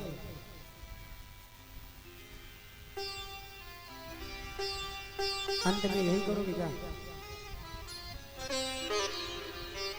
अब विवाह कम बियाह ज्यादा, माने जिसको करने से लोग परेशान हो जाएं 2-3 साल बाद, मुंह से आह आह की आवाज आए, भागा दौड़ी में जीवन बर्बाद हो जाए, वही कर रहे हैं। तो कन्हैया ने सोचा झनकार आने देगा इसमें, पता नहीं, चल ठीक है गोविंद। तो महाराज कन्हैया तुरंत बैठे रहे राज में, और इधर रुक्मणी ने भाभी से कहा, भाभी मैं विवाह करना नहीं चाहती। भाभी ने कहा एक काम कर रुक्मणी, मैं तो तेरी बस इतनी मदद कर सकती हूँ, तू एक काम कर, कन्हैया को पत्र लिख दे, बड़े दयालु है नाथ, हो सकता हो तेरा पत्र पाकर तुझे स्वीकार कर ले। और आज 7 श्लोकों में पत्रों को लिखा है रुक्मणी मैया ने। कहा अब इस भेजे कैसे द्वारिकापुरी? कहा ब्राह्मण को बुला, एक सुदेव ब्राह्मण को बुलाया और बुला करके महाराज द्वारिकापुरी में पत्र भिजवा दिए। और जो ही द्वारिकापुरी ब्राह्मण पत्र लेकर पहुंचा तो आज बलराम भैया ना थे, सीधा कन्हैया के हाथों में पत्र दे दिया। और पत्र दे करके कन्हैया ने भोजन कराया है, दक्षिणा दिया, ब्राह्मण घर आया। जो घर पे आया तो कन्हैया ने सोचा देखिए आखिर पत्र में लिखा क्या है, किसका पत्र है ये देख तो लिया जाए। और कन्हैया ने जो ही पत्र को खोला तो 7 श्लोकों में पत्र लिखे हैं। बड़ी सुंदर बात लिखी है रुक्मणी मैया ने। श्रुत्वा गुणान् भुवन सुंदर सुरवतां ते निर्विश्य कर्ण विवरै हरतोंगतापम् रूपं रिसात समता किल खिलार्थलाभम् तक्ताक्युता शिविसिति चित्रपत्रमं में। हे नाथ, बड़ी आस के साथ तुझे पत्र लिखे। कन्हैया ने लिखा, रुक्मणी ने पत्र में लिखा क्या है? श्रुत्वा गुणान् भुवन सुंदर गुण शृण्वतां ते। हे नाथ, मैंने आपको कभी देखा नहीं, लेकिन आपके गुण को मैंने सुना है कि आप इतने दयालु हो। पूतना आपको विष पिलाने आई तो आपने से मोक्ष दे दिया, कंस मारने के लिए बुलाया तो मोक्ष दे दिया। इसी आपकी दया के गुण को सुन के निर्विश्य मेरे मन में विचार आया और मैंने किया क्या कि आपको पत्र लिख दिया। और अंत में लिख दिया था कि अंतः पुरांत चरम नित्यम बंधुस्तमुक्ते। मेरा भाई है बड़ा जो रुक्मी, बिना मेरे मन के मेरा विवाह रुक्मी के साथ तय करके चला आया है। लेकिन हे नाथ, मैं तन से मन से आपको ही चाहती हूँ, मेरे रोम रोम में आप बसे हो। तो आप मेरे जिंदगी का फैसला आपके हाथ में है। अगर इच्छा होगी तो परसों मेरी शादी है, आ जाना, मुझे लिवा चलना। नहीं तो अगर आप ना आ सके नाथ तो मैं अपने प्राणों को त्याग दूंगी, लेकिन शिशुपाल के साथ नहीं जाऊंगी। कन्हैया ने जो ही पत्र को पढ़ा कि परसों है, सारी व्यवस्था कर ली कि आज ही निकल चला जाए। कन्हैया सीधा रथ को तैयार किए, सीधा कुंदनपुर की तरफ चल दिए। और इधर महाराज शिशुपाल के साथ विवाह तय था तो शिशुपाल जरासंध बड़े बड़े दंतवक्त्र इत्यादि सभा करके पहले से कुंदनपुर में डेरा डाल दिए थे। तो आकर के बारात की डेरा लगी है, कन्हैया भी इसी बीच में जा रहे हैं। और जब एक दिन जिस दिन विवाह होना है, कन्हैया जाकर सबसे महाराज मिल रहे हैं, लेकिन कोई पहचान नहीं पा रहा है। और जरा शिशुपाल इत्यादि के पास नहीं गए, दूर से ही बातें कर रहे हैं। शिशुपाल डर रहा है, चर्चा कर रहा है जरासंध से, भैया मुझे डर लगता है कि कहीं वह छलिया ना आ जाए। जरासंध ने कहा मैं तेरे बगल बैठा हूं, परेशान ना हो। अरे मुझसे भाग करके भगोड़ा है, वह युद्ध में हारा है तब भागा है, उसकी हिम्मत नहीं मेरे सामने आ जाए। और महाराज इधर कन्हैया आकर के कुंदनपुर में ही रह रहे हैं। पितामह भीष्मक जी से मिल लिए। सबसे मिलने के बाद गौरी पूजन का समय हुआ और रुक्मणी मैया गौरी पूजन के लिए तैयार हो गई, गौरी पूजन के लिए जा रही है। और गौरी पूजन के लिए जा रही हैं सखियों को साथ लेकर, लेकिन मन में डर रही है कि अगर कन्हैया तो दिखा नहीं, पता नहीं आएगा कि नहीं आएगा। अगर आएगा तब तो ठीक है, नहीं आए तो मैं जीवन के प्राणांत कर दूंगी, लेकिन शिशुपाल के साथ नहीं जाऊंगा। और जाते हैं गौरी मैया के पास। इतनी लंबी सेना लगा रखी है रुक्मिणी ने कि महल से लेकर मंदिर तक सारे दूत खड़े हैं हाथ में भाले तलवार लेकर कि कन्हैया दिख जाए तो मार देना, छोड़ना मत। और मेरे कन्हैया ने देखा कि क्या किया जाए, कहा रुक्मी से कहाँ मुलाकात करें, सीधा मंदिर में गौरी पूजन, गौरी मंदिर में जाकर मूर्ति के पीछे ही चुप कर मेरे नाथ खड़े हो गए। और इधर रुक्मिणी धीरे धीरे कदमों से चलती हुई मंदिर में आई और आकर मां गौरी की पूजा करने लगी। नमस्ते त्वांबिके भीषणम स्वासंतानयुता शिवा भूयात् पतिर्मे भगवान पिता तन्नास्तमोदरा। हे मां, मैं अपने तन में मन में हर रोम रोम में कन्हैया को चाहती हूँ। गौरी मां, आप मेरा या निवेदन स्वीकार करें कि मुझे कन्हैया मिले, इस जन्म में मिले, नहीं तो मेरे प्राण को ले ले। और जो ही निवेदन किया मानो मूर्ति से एक पुष्प गिर गई कि मन जाहि राचहु मिलहि सोबर सहज सुंदर सामरो करुणा निधान सुजानशील शनेह जानत राउरो। पुष्प गिर गया, माँ गौरी ने आशीर्वाद दे दिया, तेरा मनोरथ सिद्ध हो। जब हम आप पूजा करते हो, अगर पूजा करते समय मूर्ति से कोई पुष्प गिर जाए, शुभ की निशानी है कि मानो आपका कार्य सिद्ध हो जाएगा। अगर ऐसा लगे कि कोई मूर्ति मुस्कुरा रही है, तब जानो वह भी शुभ का प्रतीक है कि आपका कार्य सिद्ध हो जाएगा। ये सब महाराज शास्त्र के नियम है, ये सब बताए गए शास्त्रों में कि अगर ऐसा हो तो मानो ये सब भगवान के शुभ लक्षण के संकेत हैं। और जो पुष्प गिरा, लेकिन फिर भी कन्हैया तो दिख नहीं रहे। आज रुक्मिणी अपनी सहेलियों के पास लेकर के रोने लगी खड़ी होकर के कि अगर आज मेरी माँ होती तो भैया मेरे अपने मन से कुछ कर ना पाते, और मेरी माँ नहीं है, इसलिए आज जहाँ चाह रहे हैं तो एक बात जान ले सके, मैं अपने प्राणों को त्याग दूंगी, लेकिन इसके साथ विवाह नहीं करूंगी। क्योंकि माँ जो होती है ना, बेटी की बहुत खबर लेती है। माँ से ज्यादा और कौन बेटी को प्रेम करेगी। मानो आज रुक्मिणी वही माँ गौरी मंदिर में खड़े खड़े अपने माँ को याद करते हुए रो रही। सारी सखिया से कहने लगी कि हे सखिया, केहू ना ले वही खबरिया, केहू न ले वही खबरिया, बिना माई के बिटिया के न ले वही खबरिया, बिना माई के बिटिया। केहू न ले वही खबरिया, बिना माई के बिटिया के न ले वही खबरिया, बिना माई के बिटिया। जो होतिन तो सजतिन संवरतिन, माई जो होतिन तो सजतिन संवरतिन, माई जो होतिन तो सजतिन संवरतिन, माई जो होतिन तो सजतिन संवरतिन। भाभीना बांधे गठरिया, बिना माई के बिटिया। बिना माई के बिटिया, न ले वही खबरिया, बिना माई के बिटिया। न ले वही खबरिया, बिना माई के बिटिया।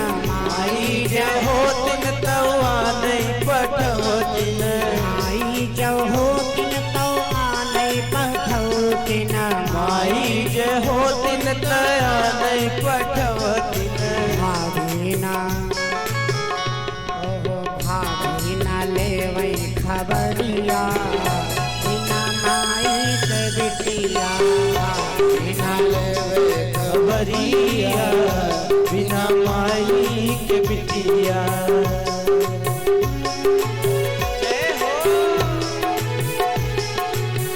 कुछ ही क्षणों में झांकी आपके सामने आ रही है।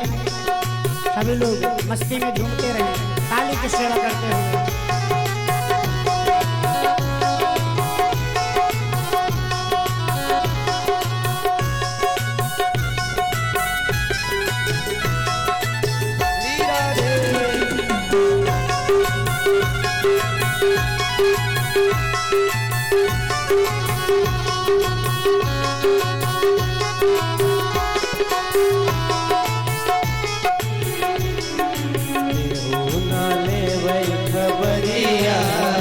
बिना माई के बिटिया क्यों न लेवे खबरिया बिना माई के बिटिया क्यों न लेवे खबरिया बिना माई के बिटिया। और रुक्मिणी मैया आज सोच रही है कि प्राणों को त्याग दूंगी लेकिन शिशुपाल के साथ जाऊंगी नहीं। कन्हैया मूर्ति के पीछे खड़े इंतजार कर रहे हैं। आज रुक्मिणी की भी खबर ले ली जाए, कितना सील है, सहजता है इनके अंदर। परीक्षित हाथ जोड़ के पूछ रहे महाराज क्यों? कहा रामा अवतार में राम जी ने जब रामेश्वरम की स्थापना की 108 कमल के पुष्प मंगाए शिव जी को चढ़ाने के लिए। तो चढ़ा रहे थे तो सीता जी ने एक फूल चुरा के रख लिया कि देखें आज कैसे रघुवर लला तपस्वी भेष में है, कैसे फूल चढ़ाते हैं कौर, संकल्प कैसे पूरा करते हैं। 107 फूल चढ़ाया, एक कम पड़ गया। लक्ष्मण जी को भेजा, जगह जगह ढूंढा लेकिन फूल मिला नहीं। राम जी ने कहा लक्ष्मण मेरे बाण ले आओ। ये दुनिया वाले मुझे कहते हैं राजीव लोचन कमल नयनम, कमल नयन है मेरे, तो एक नयन को ही मैं चढ़ा दूंगा लेकिन रघुकुल दीप सदा चलाई प्राण जाए पर बचन न जाए। मैं अपने नेत्रों को चढ़ा दूंगा लेकिन बचन नहीं जाने पाए। जो ही बाणों को लगाना चाहा आंखों के पास, सीता जी ने एक पुष्प को निकाल के दे दिया। नाथ ये फूल बगल में पड़ा था आपने। तो मानो आज कन्हैया सोच रहे जिस प्रकार मुझे तंग की थी आज मैं इसे भी इतना जल्दी मिलने वाला नहीं। एकदम रुक्मिणी ने समझ लिया कन्हैया नहीं आएंगे। जब आस निराश हो गई और लगा कि प्राणों को त्याग देगी, तब मेरे कन्हैया देखते ही देखते गौरी मैया की मूर्ति के पीछे से सामने आकर प्रकट हो जाते हैं। बोले सामले सरकार की जय हो। रुक्मिणी मैया का हाथ पकड़ते हैं, हाथों को पकड़कर दिव्य मूर्ति की सीढ़ियों से नीचे उतर रहे हैं। सारे सैनिक जो रक्षा में लगे हैं रुक्मिणी के मूर्ति से जो ही झांकी नीचे आ रही है, एक सैनिक कह रहे देखो देखो कितनी सुंदर चाल है। भगवान की ऐसी माया कि जो रक्षा के लिए खड़े थे उनको ये नहीं पता मैं यहाँ खड़ा क्यों। एक सैनिक कहता है इसकी महाराज पीताम्बरी देखो, तीसरा कहता है जोड़ी देखो।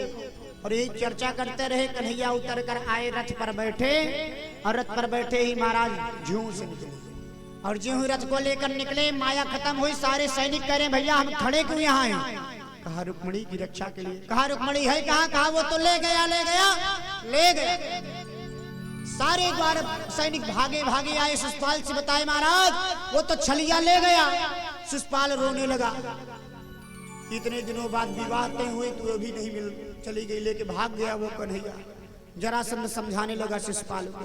सौरे सप्तादशा हम वै संयुगा पराजिता त्रयो विंशतिभिः शौर्ये जिन्न एकामहं परम। अरे शिशुपाल तू मुझे देख, मैं एक बार नहीं 17 बार कन्हैया से हारा। वो भी कैसे? 23 अछौड़ी सेना लेकर जाता था युद्ध करने, फिर भी परास्त हो जाता था। तो यहाँ पे तो तू अकेले था और पहली बार तुझे कन्हैया ने परास्त किया है, तो इसमें क्यों रोता है? मुझे देख।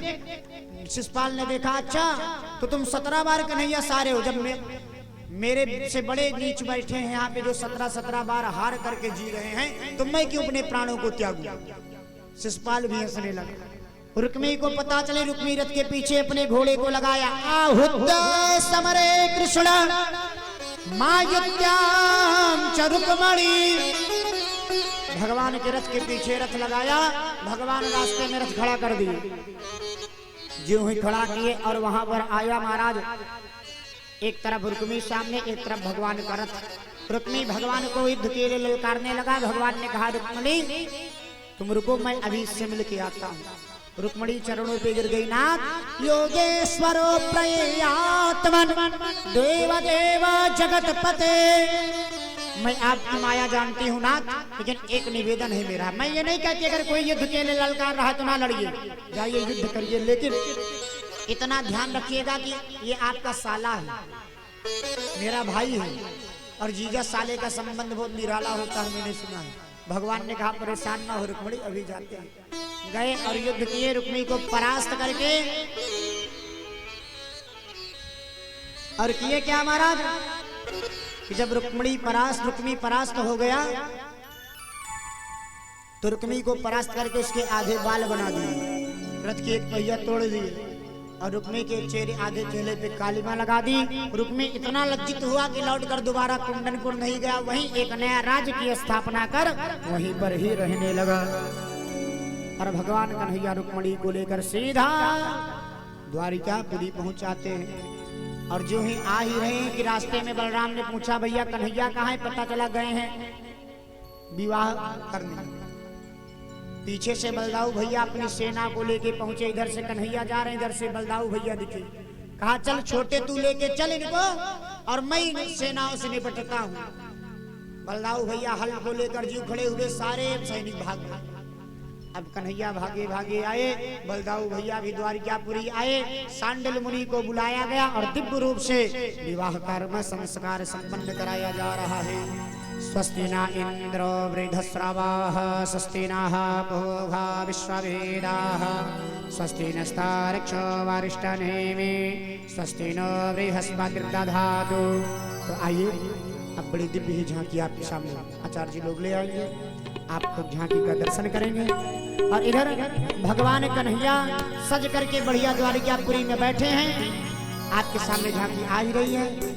और रुक्मणी मैया को सारी द्वारिका की दासियां ले गई और एक कमरे में ले जाके खूब उनका श्रृंगार कर रही हैं। किस प्रकार से श्रृंगार कर रही हैं, आइए रुक्मणी मैया के श्रृंगार को देखते हैं। और झांकी आ रही, झांकी का दर्शन कर विवाह में जो लोग बराती घराती की तरफ से आए सब लोग तैयार रहेंगे। अब प्रभु जी का कार्य कुछ ही क्षणों में प्रारंभ हो जाएगा। सभी लोग भगवान के दिव्य मंगलमय मूर्ति का दर्शन कर प्रभु जी का जीवन को कृतार्थ करें। आइए देखते हैं रुक्मणी मैया का श्रृंगार कैसे हो रहा है।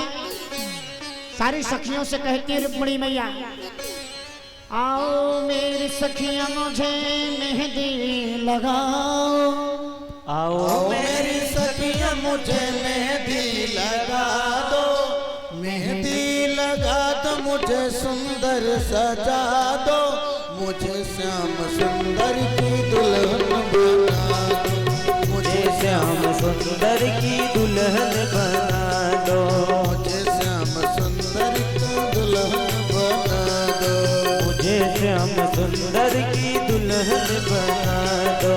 आओ मेरी सखियां मुझे मेहंदी लगा दो, आओ मेरी सखियां मुझे मेहंदी लगा दो, मेहंदी लगा दो मुझे सुंदर सजा दो, मेहंदी लगा दो मुझे सुंदर सजा दो, मुझे श्याम सुंदर की दुल्हन बना दो, मुझे श्याम सुंदर की दुल्हन बना दो, मुझे श्याम सुंदर की दुल्हन बना दो।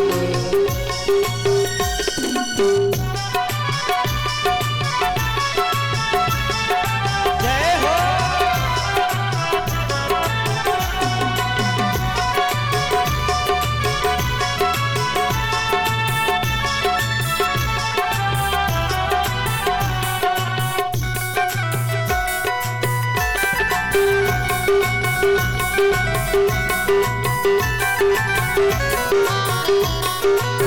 काली की सेवा करते हुए सत्संग मेरी बात चलाए, सत्संग में मेरी बात चलाए, सत्संग में मेरी बात चलाए, सत्संग में मेरी बात चलाए। दर्शन आपको होगा, तो इसलिए सभी लोग जो दर्शन करना चाहते हैं ताली की सेवा करते हुए, क्योंकि अब आनंद के क्षण आए हैं।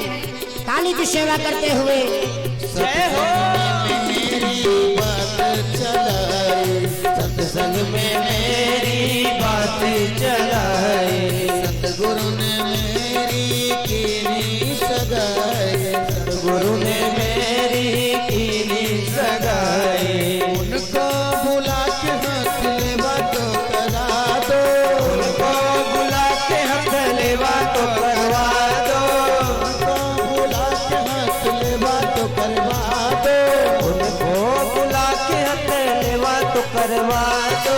मुझे श्याम सुंदर की दुल्हन बना दो, मुझे श्याम सुंदर की दुल्हन बना दो। आओ मेरी सखियों मुझे मेहंदी लगा दो, आओ मेरी सखियों मुझे मेहंदी लगा दो। दुल्हा सरकार की मेहंदी लगा दो मुझे सुंदर सजा दो, मेहंदी लगा दो मुझे सुंदर सजा दो। मुझे श्याम सुंदर की दुल्हन बना दो, मुझे श्याम सुंदर की दुल्हन बना दो।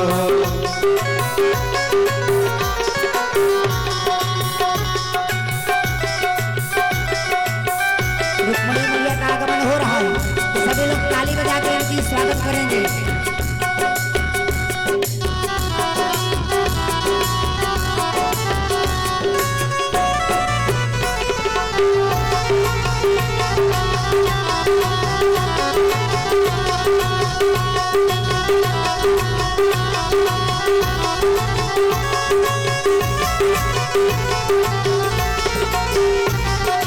मुझे श्याम सुंदर की दुल्हन बना दो, मुझे श्याम सुंदर की दुल्हन बना दो। ऐसी पहनो चूड़ी जो कबहू न टूटे, ऐसी पहनो चूड़ी जो कबहू न टूटे, ऐसा वरु दूल्हा जो कबहू न छूटे, ऐसा वरु दूल्हा जो कबहू न छूटे। ऐसी पहनो चूड़ी जो कबहू न टूटे, ऐसा वरु दूल्हा जो कबहू न छूटे। अचल सुहाग की बिटिया लगा दो, अचल सुहाग की बिटिया लगा दो, अचल सुहाग की बिटिया लगा दो, अचल सुहाग की बिटिया लगा दो। मुझे श्याम सुंदर की दुल्हन बना दो, मुझे श्याम सुंदर की दुल्हन बना दो। आओ मेरी सखी मुझे मेहंदी लगा दो, आओ मेरी सखी मुझे मेहंदी लगा दो, मेहंदी लगा दो मुझे सुंदर सजा दो, मेहंदी लगा दो मुझे सुंदर सजा दो। मुझे श्याम सुंदर की दुल्हन बना दो, मुझे श्याम सुंदर की दुल्हन बना दो।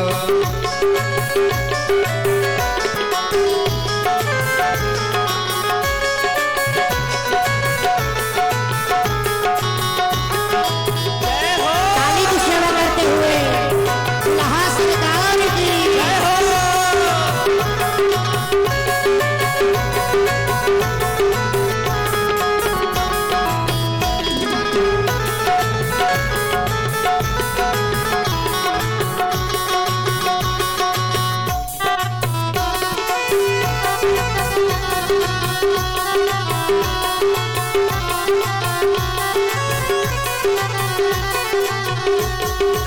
ऐसी ओढ़ चुनरी जो कबहू न टूटे, ऐसी ओढ़ चुनरी जो कबहू न छूटे, ऐसी ओढ़ चुनरी जो रंग नहीं छूटे, ऐसी ओढ़ चुनरी जो रंग नहीं छूटे। प्रीत का धागा कबहू न टूटे, प्रीत का धागा कबहू न टूटे। आज मेरी मोतियां से मांग भरा दो, आज मेरी मोतियों से मांग भरा दो, आज मेरी मोतियों से मांग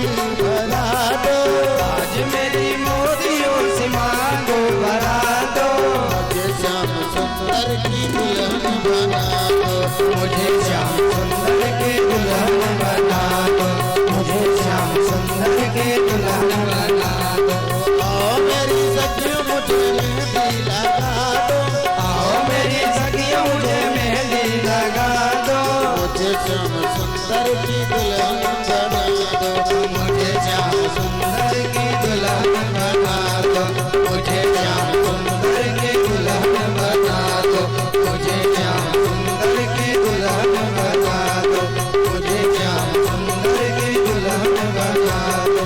आओ मेरी सखियों मुझे मेहंदी लगा दो, आओ मेरी सखियों मुझे मेहंदी लगा दो, मेहंदी लगा दो मुझे सुंदर सजा दो, मेहंदी लगा दो मुझे सुंदर सजा दो, मुझे श्याम सुंदर की दुल्हन बना दो, मुझे श्याम सुंदर की दुल्हन बना दो, मुझे श्याम सुंदर की दुल्हन बना दो, मुझे श्याम सुंदर की दुल्हन बना दो, मुझे श्याम सुंदर की दुल्हन बना दो, मुझे श्याम सुंदर की दुल्हन बना दो।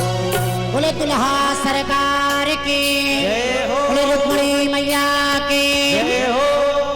कितने लोग चाहते हैं जयमाल हो जाए, जयमाल हो जाए। बाराती कहाँ है भैया? बाराती वाले हाथ उठाएं, बाराती वाले दिखेंगे तभी जयमाल होगा। बाराती आ गए, डीजे उजे आपका कहाँ है कुछ पता नहीं है? आ गया चलिए। और घराती वाले हाथ उठाएं जरा। पप्पू जी की व्यवस्था से आए हो कि वैसे बारात देखने आए हो? व्यवस्था से आए हो। चलिए फिर जयमाल हो जाएगा कि जयमाल के बाद तुरंत पप्पू जी का कार्य प्रारंभ कराया जाएगा। तो सभी लोग दिव्य दर्शन करते रहेंगे। भगवान रुक्मिणी मैया और कृष्ण जी आज दिव्य एक बंधन में बंधने चल रहे हैं। जयमाल का कार्य होगा, सभी लोग ताली की सेवा करेंगे और दिव्य रूप से उसके बाद भजनों के माध्यम से भगवान के दिव्य विवाह उत्सव को मनाते हुए जयमाल के कार्य को करेंगे। हे प्राणनाथ तुमको पाकर स्वर्णिम सपना साकार हुआ, अब तक एकाकी जीवन था, अब हम दोनों का परिवार हुआ। गृहस्थ आश्रम के अंदर सुख दुख दोनों सहना होगा, धैर्य हृदय में धारण कर सब दिन समान रहना होगा। बोले दुल्हा सरकार की जय हो, मैया की जय हो। आज दूल्हा बने श्याम जी, रुक्मिणी आज दुल्हन बने, आज दूल्हा बने हैं श्याम जी, रुक्मिणी आज दुल्हन बने, आज दूल्हा बने श्याम जी, रुक्मिणी आज दुल्हन बने, आज दूल्हा बने हैं श्याम जी, रुक्मिणी आज दुल्हन बने। आसमां से सुमन राशि बरसे, आसमां से सुमन राशि बरसे, देवता देखो दर्शन को तरसे, देवता देखो दर्शन को तरसे।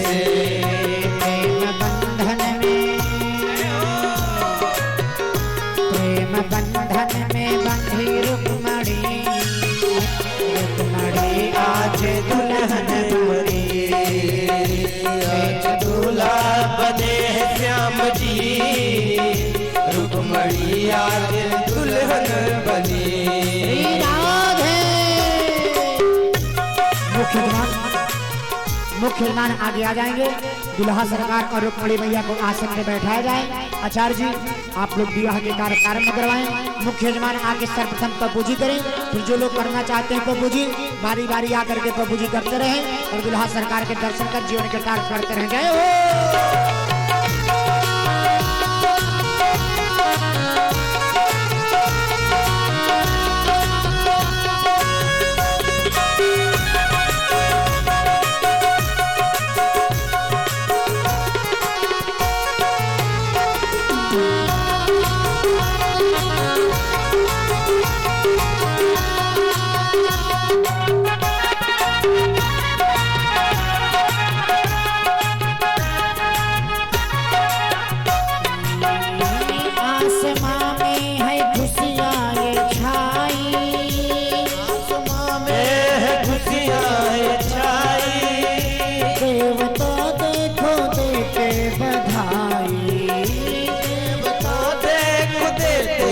बधाई।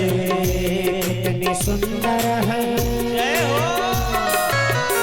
कितनी सुंदर है देखो जोड़ी, एक मरे आज दुल्हन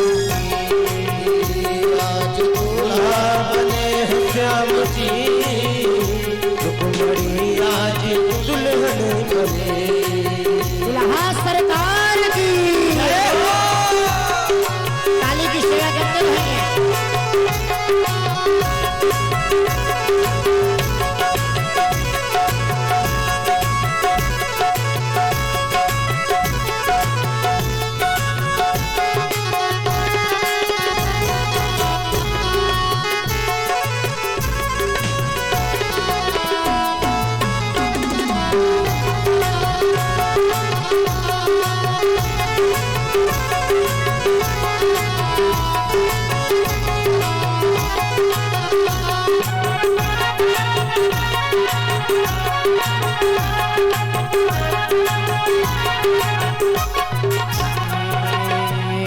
उनके पाँवों में पायल बंधे हैं, उनके पाँवों में पायल बंधे हैं, उनके हाथों में कंगन सजे हैं, उनके हाथों में कंगन सजे हैं। कितनी सुंदर है, कितनी सुंदर है देखो जोड़ी, रुक्मणी आज दुल्हन बनी। आज दूल्हा बने हैं श्याम जी, रुक्मणी आज दुल्हन बनी। आज दूल्हा बने हैं श्याम जी, रुक्मणी आज दुल्हन बनी। आज दूल्हा बने हैं श्याम जी, रुक्मणी आज दुल्हन बनी। आज दुल्हन बनी। बोलिए दुल्हा सरकार की जय हो। देखिए द्वार पे पटाखे छूट रहे हैं, इसका मतलब बारात आ गई है। बाराती लोग कहाँ हैं भैया? देखिए बारात आ गई, बाराती लोग कहाँ हैं? बाराती लोग आगे आ जाइए उठ के। बाराती लोग थोड़ा हाथ दिखाइए, देखिए कौन कौन बाराती है। अब ऐसा करिए, सारे माताओं से निवेदन है आगे थोड़ा जगह बना दे, जाकि प्रभु जी का कार्य होता रहे। बगल में थोड़ा आने के लिए जगह दे दें और आगे थोड़ा नृत्य करने के लिए। जब बाराती आते हैं ना तो डांस करते हैं, तो आप लोग बीरा फेंक लिए हैं। अब बीरा फेंकने के बाद थोड़ा जगह बनाइए, नहीं तो डांस कहाँ करेंगे बाराती वाले? तो जो बाराती वाले हैं आगे आ जाइए भैया, जगह आपके लिए यही निर्धारित की जा रही है। आज मेरी श्याम की शादी है, आज मेरे श्याम की शादी है, आज मेरे श्याम की शादी है। श्याम की शादी है, मेरे धन श्याम की शादी है। श्याम की शादी है, मेरे घन श्याम की शादी है। आज मेरे श्याम की शादी है, आज मेरे श्याम की शादी है। आज मेरे श्याम की शादी है।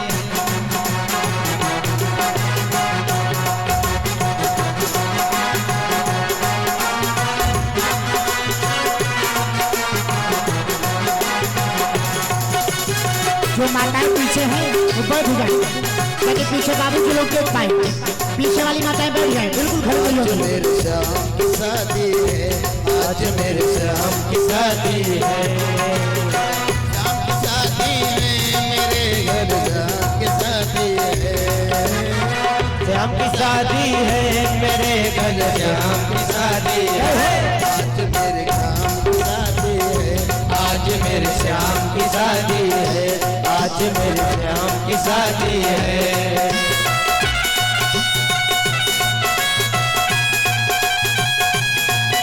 जो पूजी करने वाली माताएं हैं बगल से आती रहेंगी।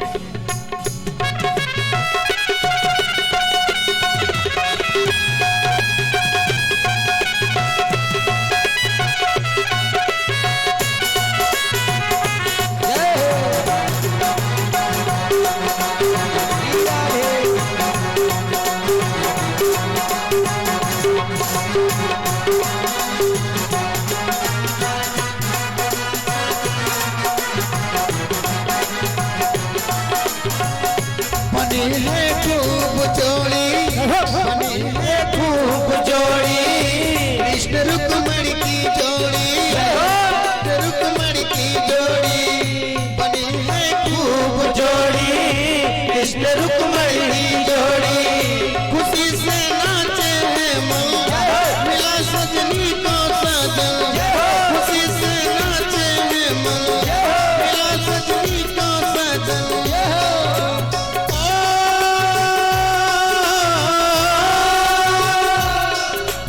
ऐसा लगता है जैसे ब्रह्मांड की शादी है, आज मेरे श्याम की शादी है, आज मेरे श्याम की शादी है, आज मेरे श्याम की शादी है। जो माताएं पीछे खड़ी हो रही है वो खड़े रहो, बगल में खड़े हो गए क्योंकि बाबू जी लोग तक सके जाते हैं। श्याम की शादी है, मेरे घर श्याम की शादी है, आज मेरे श्याम की शादी है, आज मेरे श्याम की शादी है।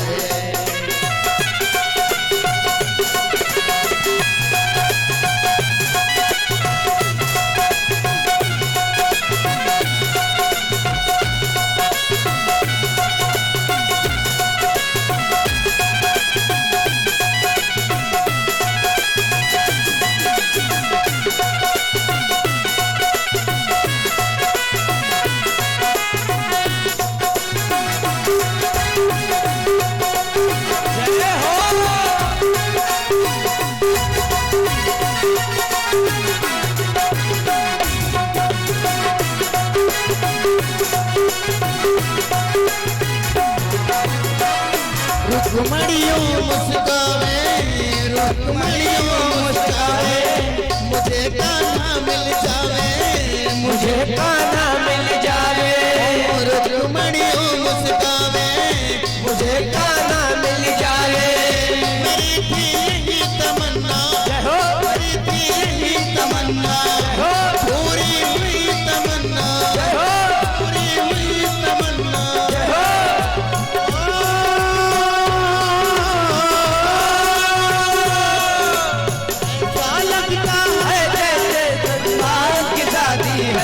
आज मेरे श्याम की शादी है, आज मेरे श्याम की शादी है, आज मेरे श्याम की शादी है, आज मेरे श्याम की शादी है। माताएं बैठ गई, माता जी लोग खड़े हैं। मेरे घनश्याम की शादी है, श्याम की शादी है, मेरे घनश्याम की शादी है, आज मेरे श्याम की शादी है, आज मेरे श्याम की शादी है, आज मेरे श्याम की शादी है।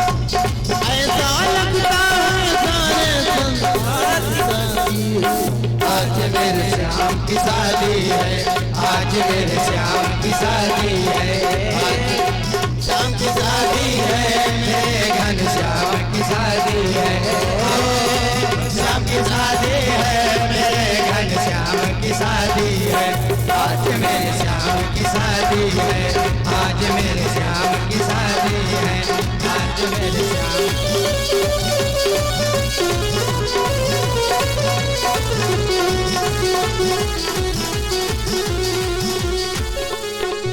देखिए माता से निवेदन है, अगर चाह रहे हैं उत्सव हो बंद करवा दे करें, अगर चाह रहे हैं कि विवाह का कार्य चलता रहे तो निवेदन है उनसे, पीछे वही बाबू जो लोग बैठे हैं उनको भी देखने का समान अधिकार है। तो जिनका काम है वो तो खड़े हो, अगर नहीं काम हो तो बैठ जाए, नहीं बंद हो जाएगा, तुरंत आरती कराई जाए। तो इसलिए जिनका नहीं काम है वो लोग बैठिए, और जिनका काम है एक एक लोग प्रेम से आए और आकर बाबूजी करते रहे, पीछे वाले बाबूजी को भी देखने का मौका दें। और जो नृत्य करना चाहते हैं भैया लोग किनारे और माताएं लोग भी किनारे अपना करते रहे, सबको अधिकार है। जो नृत्य करना चाहे खड़े हो सकते हैं, लेकिन फालतू खड़े होकर के अच्छी बात नहीं। बैठ कर विवाह देखने में ज्यादा आनंद है, इसलिए बैठ करके दिव्य आनंद लें, विवाह उत्सव चलता रहेगा। जय हो।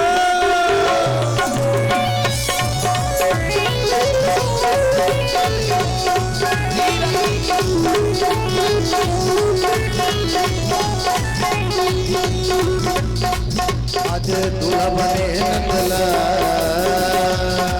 आज दूल्हा बने नंदला, जोड़ी का जवाब नहीं। आज दूल्हा बने नंदलाल, जोड़ी का जवाब नहीं। आज दूल्हा बने नंदलाल, जोड़ी का जवाब नहीं। दूल्हा बने नंदलाल, जोड़ी का जवाब नहीं। ओ की जोड़ी का जवाब नहीं, की जोड़ी का जवाब नहीं, ओ जोड़ी का जवाब नहीं, की जोड़ी का जवाब नहीं। दूल्हा बने नंदलाल,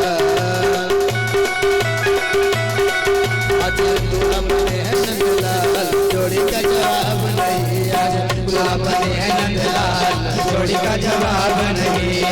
दूल्हा बने नंदलाल, जोड़ी का जवाब नहीं।